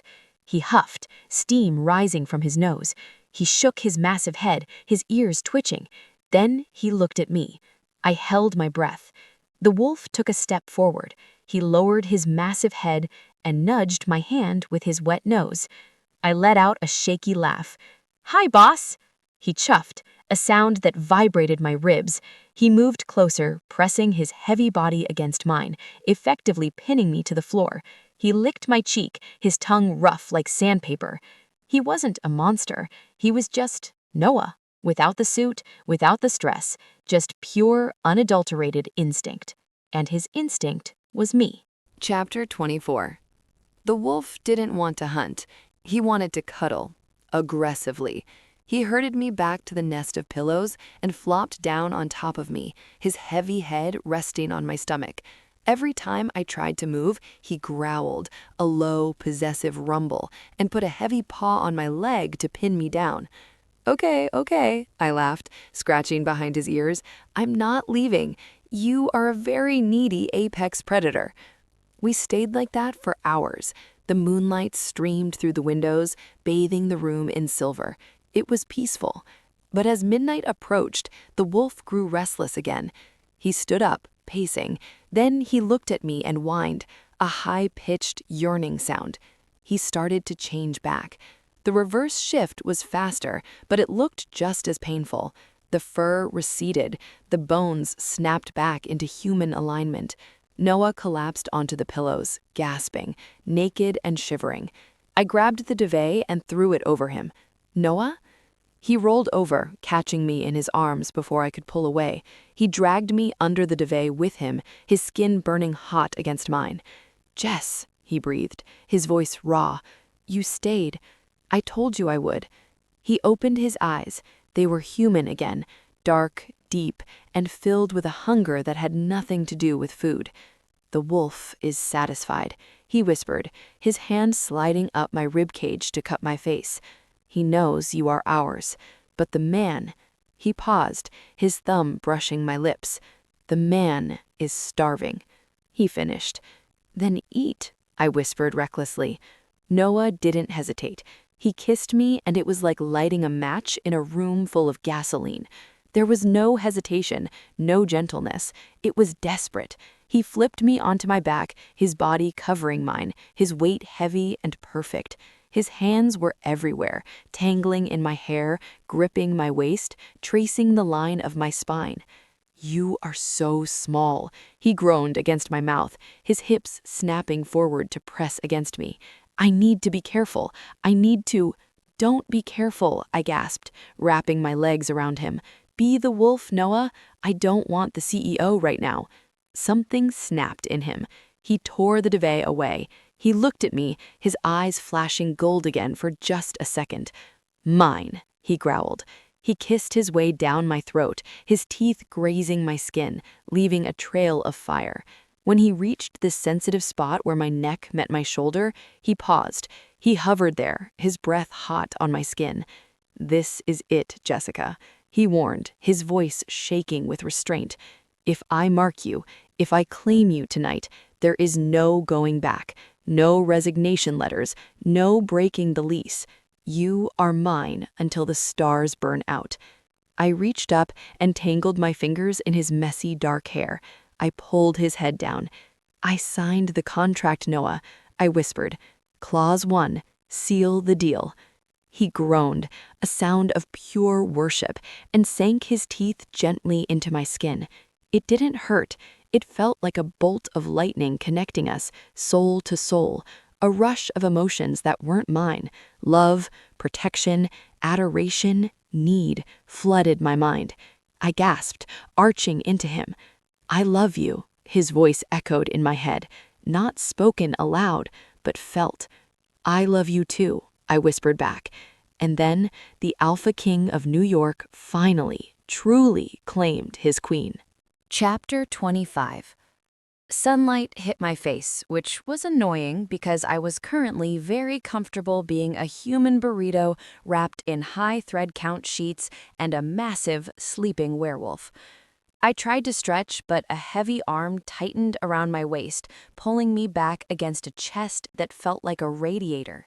"No," Noah grumbled, his voice thick with sleep. "Too early. Stay." "Noah, it's 9 a.m., I whispered, trying to untangle my legs from his. "We have a company to run, and I'm pretty sure Mrs. Higgins is downstairs judging our punctuality." "Mrs. Higgins can wait," he mumbled, nuzzling the back of my neck. "I'm the Alpha. I declare today a holiday." "What holiday?" "National Stay in Bed with the Luna Day." I laughed, turning in his arms to face him. He looked different. The sharp, stress-etched lines around his eyes were gone. He looked younger, softer, and incredibly satisfied. "You're clingy in the morning," I noted, tracing his jawline. "I'm possessive," he corrected, opening one eye. It was dark, but the gold ring around the pupil was vibrant. There's a difference. Clingy is weak. Possessive is territorial." He sat up, the sheet falling to his waist, a view I decided to take a mental screenshot of for later. He looked at me, his gaze dropping instantly to the spot where my neck met my shoulder. A slow, smug grin spread across his face. "What?" I touched the spot. It was tender. "Go look in the mirror," he said, looking like the cat who not only got the cream but bought the dairy farm. I grabbed a robe and walked to the ensuite bathroom. I looked in the mirror. There, right above my collarbone, was a mark. It wasn't a bruise. It looked like a faint silver scar in the shape of a crescent moon, interwoven with what looked like teeth marks, but elegant teeth marks. "Oh my God," I whispered, touching it. "Noah, I have a hickey, a permanent magical hickey." Noah appeared behind me in the mirror, wrapping his arms around my waist, resting his chin on my shoulder, staring at the mark with reverence. "It's the mating mark," he purred. "It tells the world you are mine. It protects you. If any wolf tries to harm you, the mark will flare. I will know instantly." "It's very visible," I noted, trying to pull the collar of the robe up. "How am I supposed to wear a blazer or a scoop neck?" "You wear it proudly," he kissed the spot. "Or you wear my shirts. I prefer this second option." "I can't wear your shirt to a board meeting, Noah. I'll look like I'm doing the walk of shame." "It's not a walk of shame," he growled, spinning me around. "It's a victory lap. Now, come back to bed. I need to recharge my dominance." "Recharge your dominance?" I raised an eyebrow. "Is that what we're calling it?" "Unless you want to call it cuddling," he scowled. "Cuddling it is." Chapter 26. We made it to the office by noon. I wore a turtleneck. It was June. The AC was blasting, but I was sweating. "You look suspicious," Lola whispered as I walked past her desk. "Why are you wearing wool in summer? Are you hiding a crime? Did you kill him?" "He's alive," I muttered, heading for my desk. "Just cold." "You're not cold, you're blushing." Lola narrowed her eyes. She sniffed the air, then she gasped, dropping her stapler. "Oh my God," Lola squealed. "He bit you! He actually did it!" "Shh," I hissed, looking around. "Keep it down." "Dante!" Lola stood up and yelled across the bullpen. "Pay up! The eagle has landed. I repeat, the eagle has been bitten." Dante popped his head out of the security office, grinning. "Full claim or just a nibble?" "Full claim," Lola sniffed again. "She smells like sandalwood and do not touch. It's pungent." I put my head on my desk. "I hate this place. I hate all of you." The double doors to Noah's office opened. Noah stood there, looking impeccable in a navy suit, radiating power. "Lola," Noah barked, "stop sniffing my mate. It's rude." "Sorry, boss." Lola sat down, typing furiously, probably updating the betting pool spreadsheet. Noah walked over to my desk. He didn't stop at the edge. He walked around it, pulled my chair out, and crouched down next to me. "Are you okay?" he asked softly, ignoring the 50 people watching us. "Everyone knows," I whispered. "Lola is broadcasting it on the company's Slack channel." "Let them know." Noah stood up, resting a hand on my shoulder. He looked out at the office. "Attention," Noah said. He didn't shout, but his voice carried to the back of the room. Every head snapped up. "Jessica Banks is no longer my executive assistant. She is now the Chief Operating Officer of Michaelson Enterprises, and she is the Luna of this pack. You will treat her with the same respect you treat me. Actually, more respect, because she controls the payroll." There was a beat of silence, then a collective shuffling of chairs as people stood up. "Hail the Luna," the receptionist murmured. "Hail the Luna," the IT guys echoed. "Okay, this is weird." I stood up. "Please sit down. Nobody hail me. I'm just Jess, and if you don't submit your expense reports by Friday, I will reject them. That is the only power I care about." Noah laughed, leaning down to kiss my temple. "They adore you." "They fear the audit," I corrected. "Now go to your office, Noah. You have a call with Tokyo in 10 minutes, and I need to figure out how to get Lola to delete that Slack thread." "I'll handle Tokyo," Noah said, walking to his door. He paused, looking back at me with a smirk. "But Jess, lose the turtleneck tomorrow. I want them to see the mark." "Go!" I threw a pen at him. He caught it without looking and closed the door. Chapter 27. The real test of the new normal wasn't the office. It was the family dinner. We hosted it at the penthouse on Saturday night. The guest list was eclectic. Noah, me, Leo, Mrs. Higgins, Dante, and Nana Rose. I was terrified. "Nana, please behave," I whispered as I helped her out of the car. "Noah is very sensitive about his condition." "His condition?" Nana tapped her cane on the sidewalk. "You mean the wolf thing?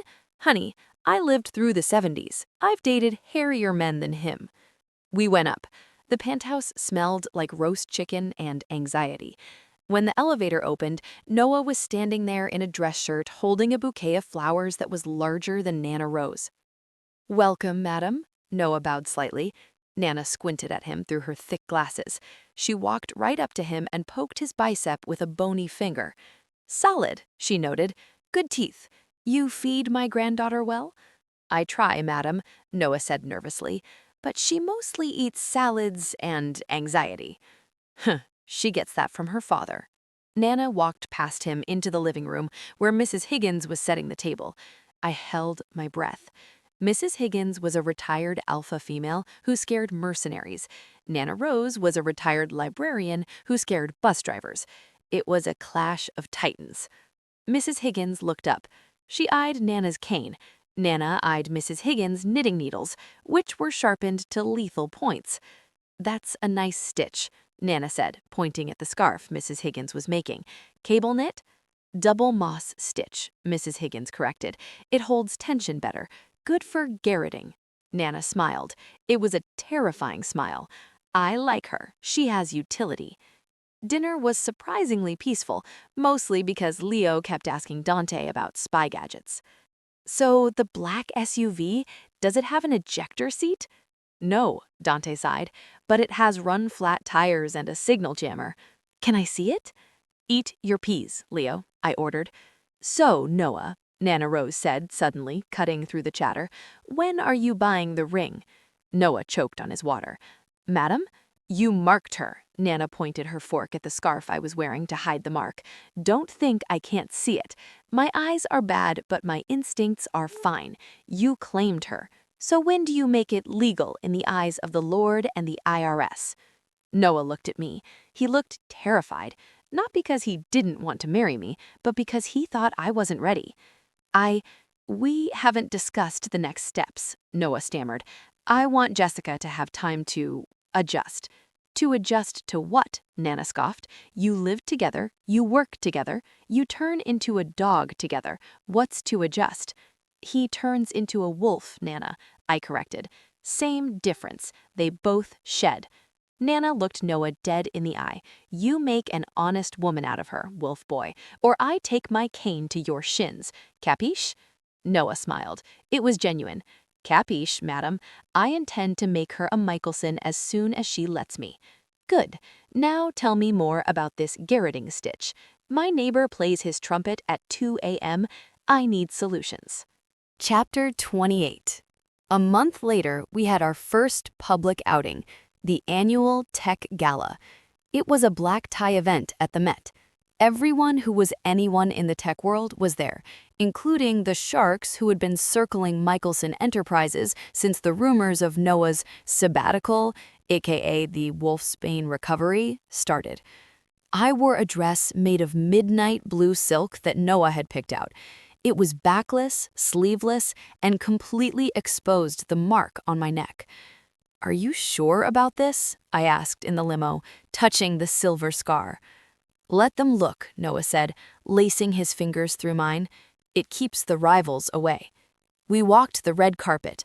The flashbulbs were blinding. Inside, the atmosphere was thick with money and judgment. We hadn't been there 5 minutes before a woman approached us.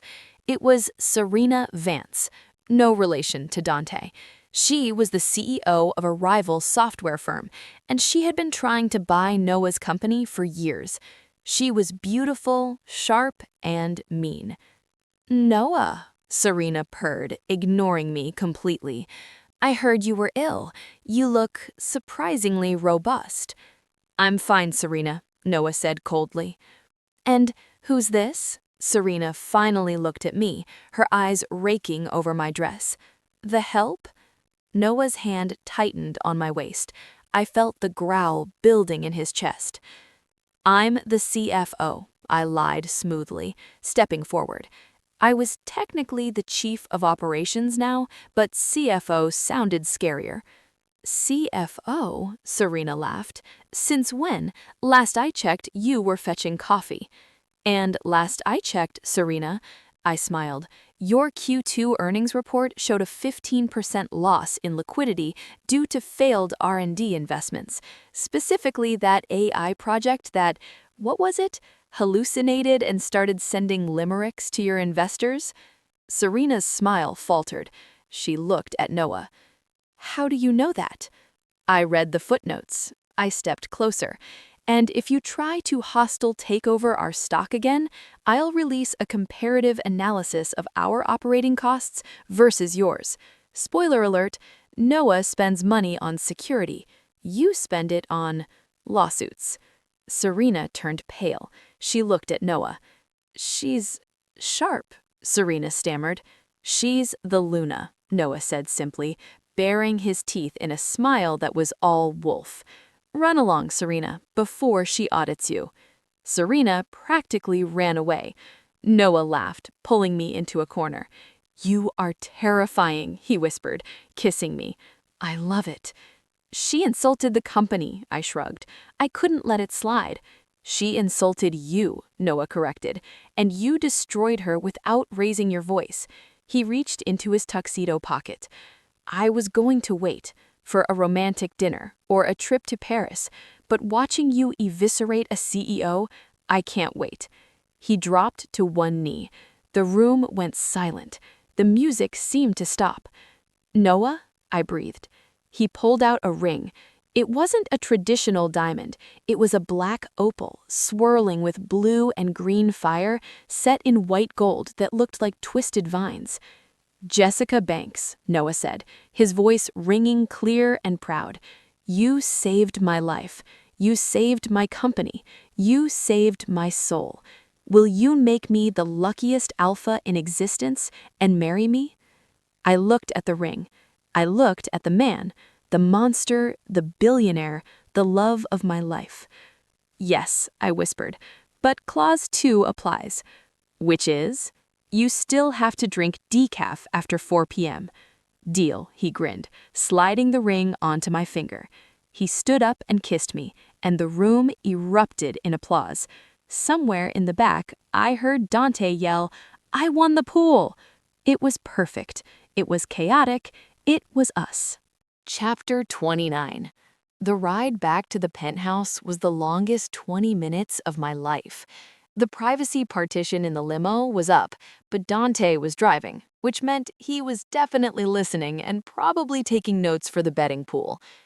"Noah," I whispered, fanning myself, "stop looking at me like that. We're in a moving vehicle." Noah sat across from me, his long legs stretched out, his tuxedo jacket discarded on the seat. He had loosened his tie, and the top buttons of his shirt were undone, revealing the hollow of his throat. He looked rakish, undone, and devastatingly hungry. "I'm looking at my fiancé," he rumbled, testing the word like it was a fine wine. "My wife-to-be. The woman who just verbally dismantled a rival CEO in front of the entire tech industry." "She deserved it," I muttered, looking out the window at the blurring city lights. "She called me the help. And you proved you were the queen." Noah reached across the gap, gripping my ankle and pulling me gently toward him. It was intoxicating. "Everything turns you on, Noah. I organized the filing cabinet last week and you growled." "Efficiency is sexy," he smirked, his thumb tracing circles on my ankle bone. "But watching you defend the pack, defend me, that hits the wolf right in the chest." He pulled harder, and I slid off my seat, landing in his lap, a tangle of silk and tuxedo wool. "Dante is driving," I reminded him, though I wrapped my arms around him. "Dante is paid to be deaf," Noah growled, burying his face in the crook of my neck, right over the mark. He kissed it, a hot, open-mouthed brand that sent shivers down my spine. "We're home," Dante's voice came over the intercom, sounding thoroughly amused. "And for the record, I'm not deaf, just highly professional. You have 3 minutes before I park, boss." Noah groaned against my skin. "I'm going to fire him." "You can't fire him. He's the only one who knows how to order your protein powder." The car stopped, the door opened. Noah didn't wait. He climbed out, pulling me with him, and practically carried me into the private elevator. "Penthouse," he commanded the smart system. "Express mode." The elevator shot up. "Noah," I gasped as he pinned me against the mirrored wall. "We haven't even had champagne." "I don't want champagne," he said, capturing my lips in a kiss that tasted of obsession and promise. "I want to celebrate, properly." The doors opened. He scooped me up into his arms, bridal style. "Welcome home, future Mrs. Michaelson," he whispered. "I'm keeping my last name, Banks. It sounds fiscally responsible. Keep whatever you want." He kicked the bedroom door open. "As long as you keep me." Chapter 30. The bedroom was dark, lit only by the city lights filtering through the floor-to-ceiling windows. Noah set me down on the edge of the massive bed. He stood between my legs, his hands resting heavy on my thighs. The playful banter from the car was gone, replaced by a thick, heavy tension. The wolf was close to the surface. I could see it in the way his pupils dilated, swallowing the iris until his eyes were almost entirely black pools. I could feel the heat radiating off him, a furnace stoked by adrenaline and possessiveness. "The ring fits," he murmured, lifting my hand to inspect the black opal sparkling on my finger. "It's beautiful. But Noah, are you sure? A human Luna?" The council bowed, but... "The council bowed because they had no choice," he cut me off, leaning down. I chose you because I had no choice. From the moment you walked into my office 3 years ago with that ridiculous oversized blazer and a latte, my wolf knew. 3 years? I blinked. You knew for 3 years? I knew you were important, he admitted, his voice rough. I didn't know what you were until the Decaf incident, until you challenged me. An Omega submits, a Beta negotiates. Only a Luna challenges an Alpha to his face. He kissed my palm, sending a jolt of electricity straight to my heart. You are my equal, Jessica, in every way that matters. He stepped back and slowly unbuttoned his shirt. He let it fall to the floor. Then he reached for my zipper. May I? He asked, his voice shaking with restraint. Yes, I breathed. The dress pooled at my seat. What followed wasn't just physical, it was a conversation without words. It was Noah worshiping every inch of me, his hands mapping my body like it was his territory. It was the rough scrape of his stubble against my soft skin, the weight of his body pressing me into the mattress, grounding me. Mine, he growled against my mouth, the word vibrating through both of us. Yours, I answered, wrapping my legs around him. When we finally came together, the connection was blinding. The mate bond, already woven between us, pulled tight, a golden thread solidifying into steel. I could feel his love, his overwhelming relief that I was safe, that I was his. And he could feel mine, my trust, my fierce loyalty to this strange, wonderful monster. It was intense, it was messy, it was perfect. Later, lying in the tangle of sheets, Noah pulled me against his chest. His heart was slowing down, thumping a steady rhythm under my ear. You realize, he murmured sleepily, that we have to plan a wedding now. Nana Rose is going to have opinions. I groaned, hiding my face in his chest. Can we elope? Just go to Vegas? An Elvis impersonator would be less stressful than my grandmother. No, Noah kissed the top of my head. You deserve a coronation. Besides, I think Mrs. Higgins has already booked the cathedral. She moves fast. I'm scared of Mrs. Higgins, I admitted. Me too, babe. Me too. Chapter 31. 3 months later. The wedding planning war room was set up in the main conference room of Michaelson Enterprises. On one side of the table, Nana Rose. She was armed with a binder of clippings from Bridal Weekly, circa 1995, and her cane. On the other side, Mrs. Higgins. She was armed with a spreadsheet of pack traditions and a letter opener she was using to aggressively slice a bagel. In the middle, me, tired, caffeinated, regretting everything. The flowers must be white lilies, Nana Rose declared, slamming her hand on the table. It signifies purity, and they smell like a funeral, which keeps the guests somber. Lilies are toxic to wolves, Mrs. Higgins countered, not looking up from her list. If the ring bearer eats a petal, he will vomit on the altar. We are using moonflowers. They glow in the dark. Glow in the dark? Nana squinted. Is this a wedding or a rave? It is a nocturnal ceremony, Mrs. Higgins said. The pack tradition dictates we exchange vows under the moon. My granddaughter is not getting married in the dark like a raccoon, Nana shouted. Noon, high noon, with a choir. Noon is unacceptable, Mrs. Higgins snarled, literally snarled. The alpha is sensitive to UV rays during the bonding cycle. Ladies, I yelled, standing up, stop. They both looked at me. We are compromising, I announced, channeling my inner CEO. The ceremony will be at sunset. It's romantic, the lighting is good for photos, and nobody melts or gets blinded. Agreed? Nana grumbled. Fine, but I want a choir. Mrs. Higgins, I turned to the HR director, can the pack provide a choir? We can howl, harmonized howling. It's very moving. We'll hire a string quartet, I decided quickly. Next item, the ring bearer. Teddy, Noah said, walking into the room. He was holding a coffee cup, decaf, sadly, and looking way too amused by the chaos. The dog? Nana asked. You want a dog to carry the rings? He'll swallow them. Teddy is a good boy, Noah defended, sitting next to me and taking my hand. He has been training. Dante has him doing drills. Drills? I asked. Noah, he's a golden retriever, not a Navy SEAL. He can balance a treat on his nose for 30 seconds, Noah said proudly. He's ready. Fine, Nana waved her hand.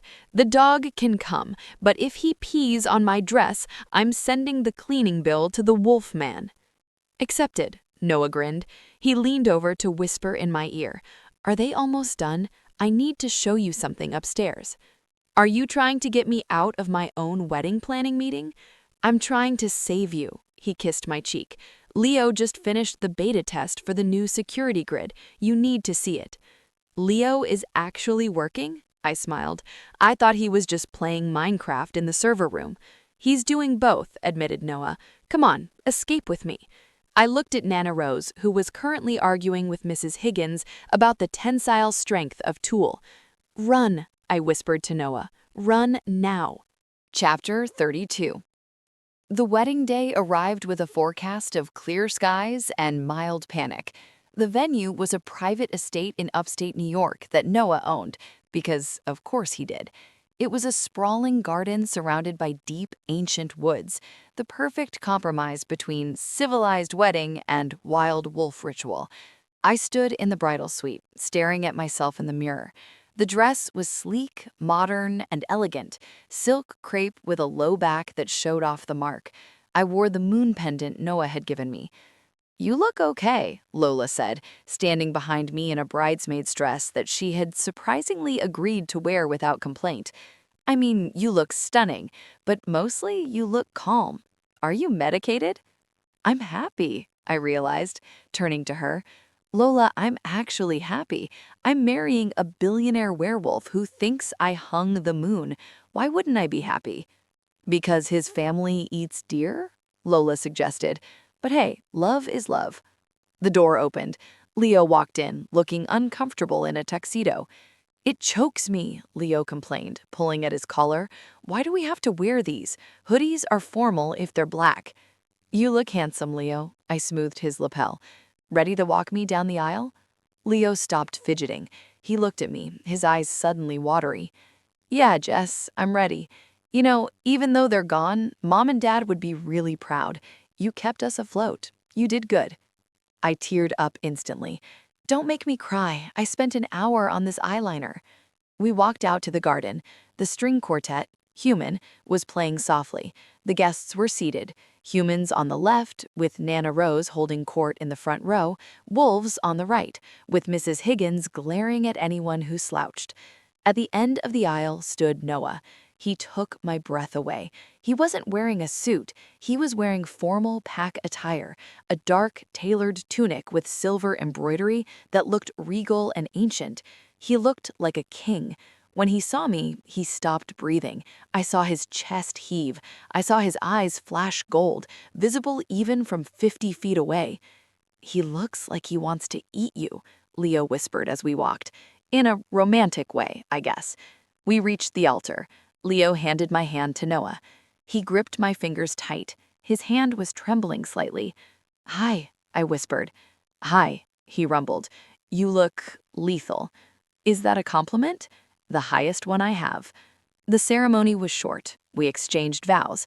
Mine were about patience and coffee. His were about protection and eternity. The rings? The officiant asked. Dante whistled. From the back of the aisle, Teddy bounded forward. He was wearing a little tuxedo vest with a pillow strapped to his back. He didn't run. He trotted with immense dignity, ignoring the squirrels in the trees. He stopped right in front of us and sat. Good boy, Noah praised, untying the rings. We exchanged the bands. I now pronounce you Alpha and Luna, the officiant said. We changed the script. You may kiss the bride. Noah didn't wait. He grabbed my face and kissed me with a passion that made the human guests cheer, and the wolf guests let out a collective joyous howl that echoed through the forest. I kissed him back, ignoring the howling, ignoring the chaos. I love you, boss, I whispered against his lips. I love you, Jess. Now, let's go cut the cake. I'm starving. You're always starving, I laughed. Only for you, and maybe cake. Chapter 33. The reception was, in a word, wild. I had expected a stiff, formal dinner. What I got was a cross between a rave and a family reunion. On the dance floor, Mrs. Higgins was teaching Nana Rose how to do the pack stomp, a traditional folk dance that involved a lot of rhythmic shouting. Nana, surprisingly, was nailing it, waving her cane in the air like a baton. "Your grandmother has excellent rhythm," Dante noted, handing me a glass of champagne. And she terrified the DJ into playing Frank Sinatra. She threatened to unplug his turntables. "That sounds like her," I laughed, scanning the room. "Where is my husband?" "Husband," Dante grinned. "Still sounds weird." "Where is the Alpha?" I corrected.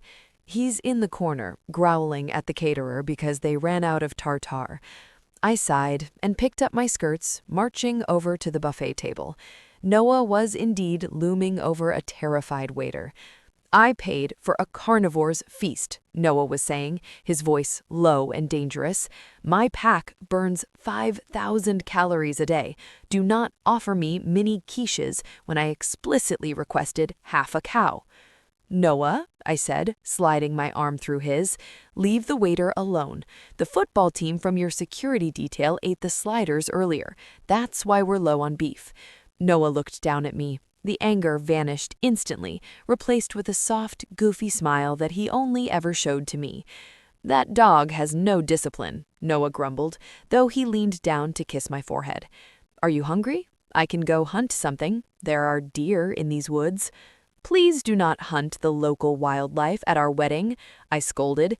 "Eat a quiche. They're spinach and feta."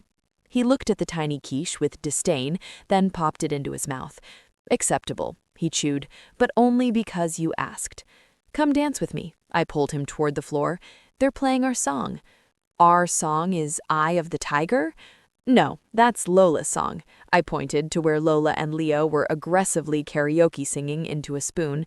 "The next one." At last. We moved to the center of the floor. Noah wrapped his arms around me, burying his face in my neck.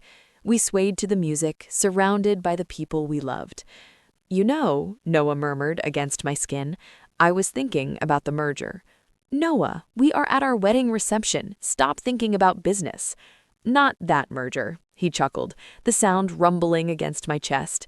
"The merger of our assets. I was calculating that we should expand the portfolio." "Expand how?" "I bought an island," he said casually, "in Fiji for the honeymoon. It has no Wi-Fi, no cell service, just a beach and a house." "You bought an island?" I pulled back to look at him. "Noah, we talked about big purchases. It was a distressed asset, a steal, really, and I needed to make sure no one could reach us. For 2 weeks, Jessica, you are going to be unconnected. No audits, no emails, just me." 2 weeks without spreadsheets? I teased. "I might go into withdrawal." "I'll distract you," he promised, his eyes darkening. "I have plans." "Do these plans involve sleeping?" "Absolutely not." Chapter 34. The Honeymoon. Noah was right. Fiji was beautiful. The water was turquoise, the sand was white, and the villa was luxurious. But Noah was wrong about one thing. We were terrible at relaxing. By day 3, the digital detox was driving us both insane. I found Noah pacing the beach, drawing complex diagrams in the sand with a stick. "What are you doing?" I asked, sipping a coconut. "Redesigning the pack's logistical supply chain," he muttered, adding another line to his sand chart. "If we route the shipments through Jersey instead of the Bronx, we save 12% on fuel." "Noah, you're supposed to be swimming." "I swam. I swam around the entire island. It took 40 minutes. Now I'm bored." I sighed. "Me too. I audited the villa's kitchen inventory this morning. They are wasting way too much pineapple." Noah laughed, dropping the stick.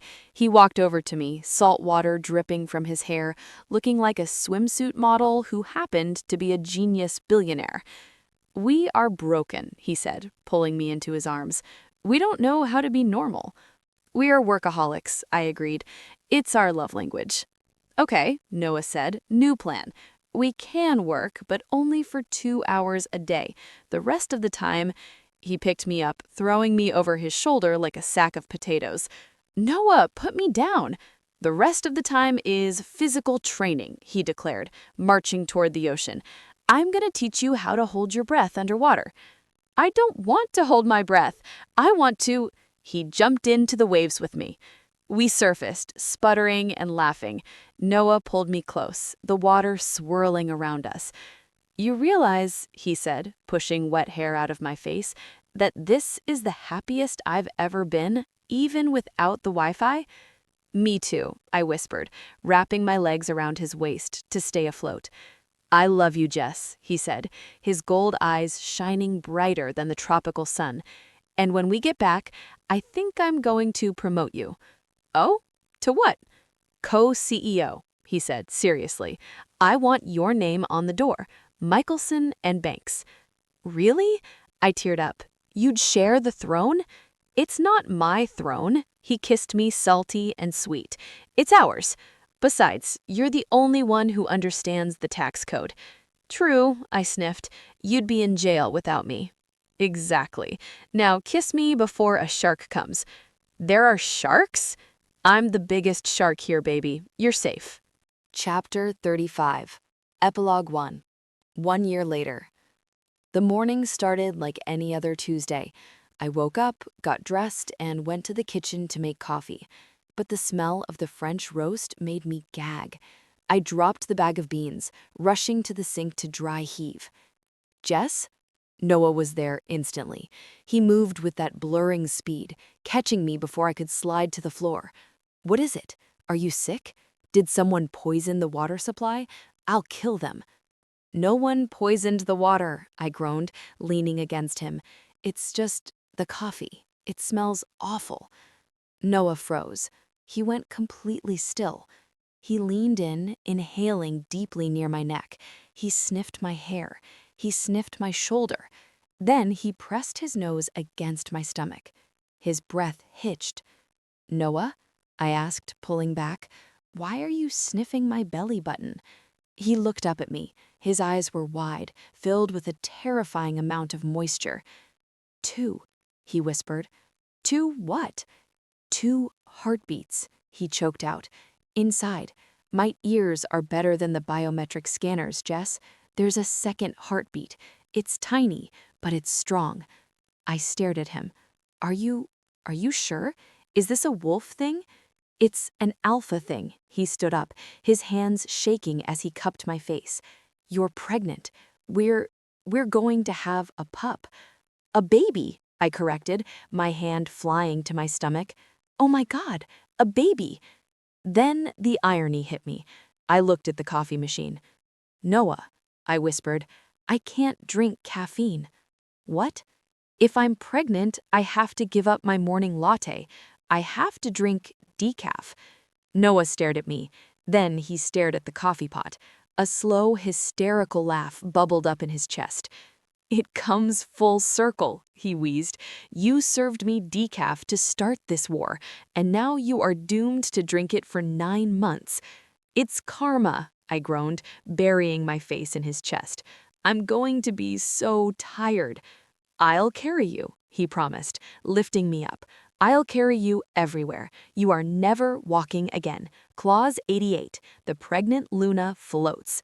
Put me down, you lunatic. Never. He kissed me, spinning me around the kitchen. We're having a baby. I have to call Mrs. Higgins. We need to knit tiny Kevlar vests. Onesies, Noah. They're called onesies. Chapter 36. Epilogue 2. 5 years later. The office of Michaelson and Banks was buzzing with activity. I sat at my desk, which was now next to Noah's in the renovated executive suite, reviewing the Q4 projections. Mommy! A small tornado burst through the double doors. Liam, our 4-year-old son, ran in. He was wearing a tiny suit that matched Noah's and a pair of neon green sneakers. He had my hair and Noah's eyes that flashed gold when he was excited. Liam, I caught him as he tried to climb my desk. What did I say about running in the hallway? But Teddy stole my tablet, Liam shouted. Teddy, now a very distinguished senior dog with a gray muzzle, trotted in behind him. He dropped the tablet at Noah's feet and barked once. Good boy, Noah praised, not looking up from his computer, saving the youth from screen time. Daddy, Liam complained. Noah spun his chair around. He looked older, a few gray hairs in his beard, but happier. So much happier. Come here, little wolf, Noah said, opening his arms. Liam scrambled into Noah's lap. Can we go to the park? Uncle Leo said he'd show me how to fly his drone. Uncle Leo is supposed to be fixing the server, I said, checking my watch. Uncle Leo is in the break room eating donuts with Aunt Lola. They were kissing. He ratted them out immediately. Noah laughed, a deep rumble that filled the room. He looked at me over Liam's head. We should go. It's 4 p.m. So? Clause 5, he reminded me. The Alpha King craves his family more than his work. That's a new clause, I smiled, closing my laptop. I amended the contract. He stood up, holding Liam in one arm and reaching for my hand with the other. Let's go home, Jess. I'll make you coffee. Decaf? I asked, grabbing my purse. Full calf, he promised, kissing my knuckles. You're done nursing. You get the good stuff. Thank God. We walked out of the office together. The Alpha, the accountant, the pup, and the dog. The staff waved as we passed, not with fear but with genuine smiles. I looked at Noah. He wasn't the lonely, angry king I had met 5 years ago. He was whole. He caught me looking. What? Nothing, I squeezed his hand. I just really love my job. Good, Noah winked, his gold eyes shining, because the benefits are forever. The end.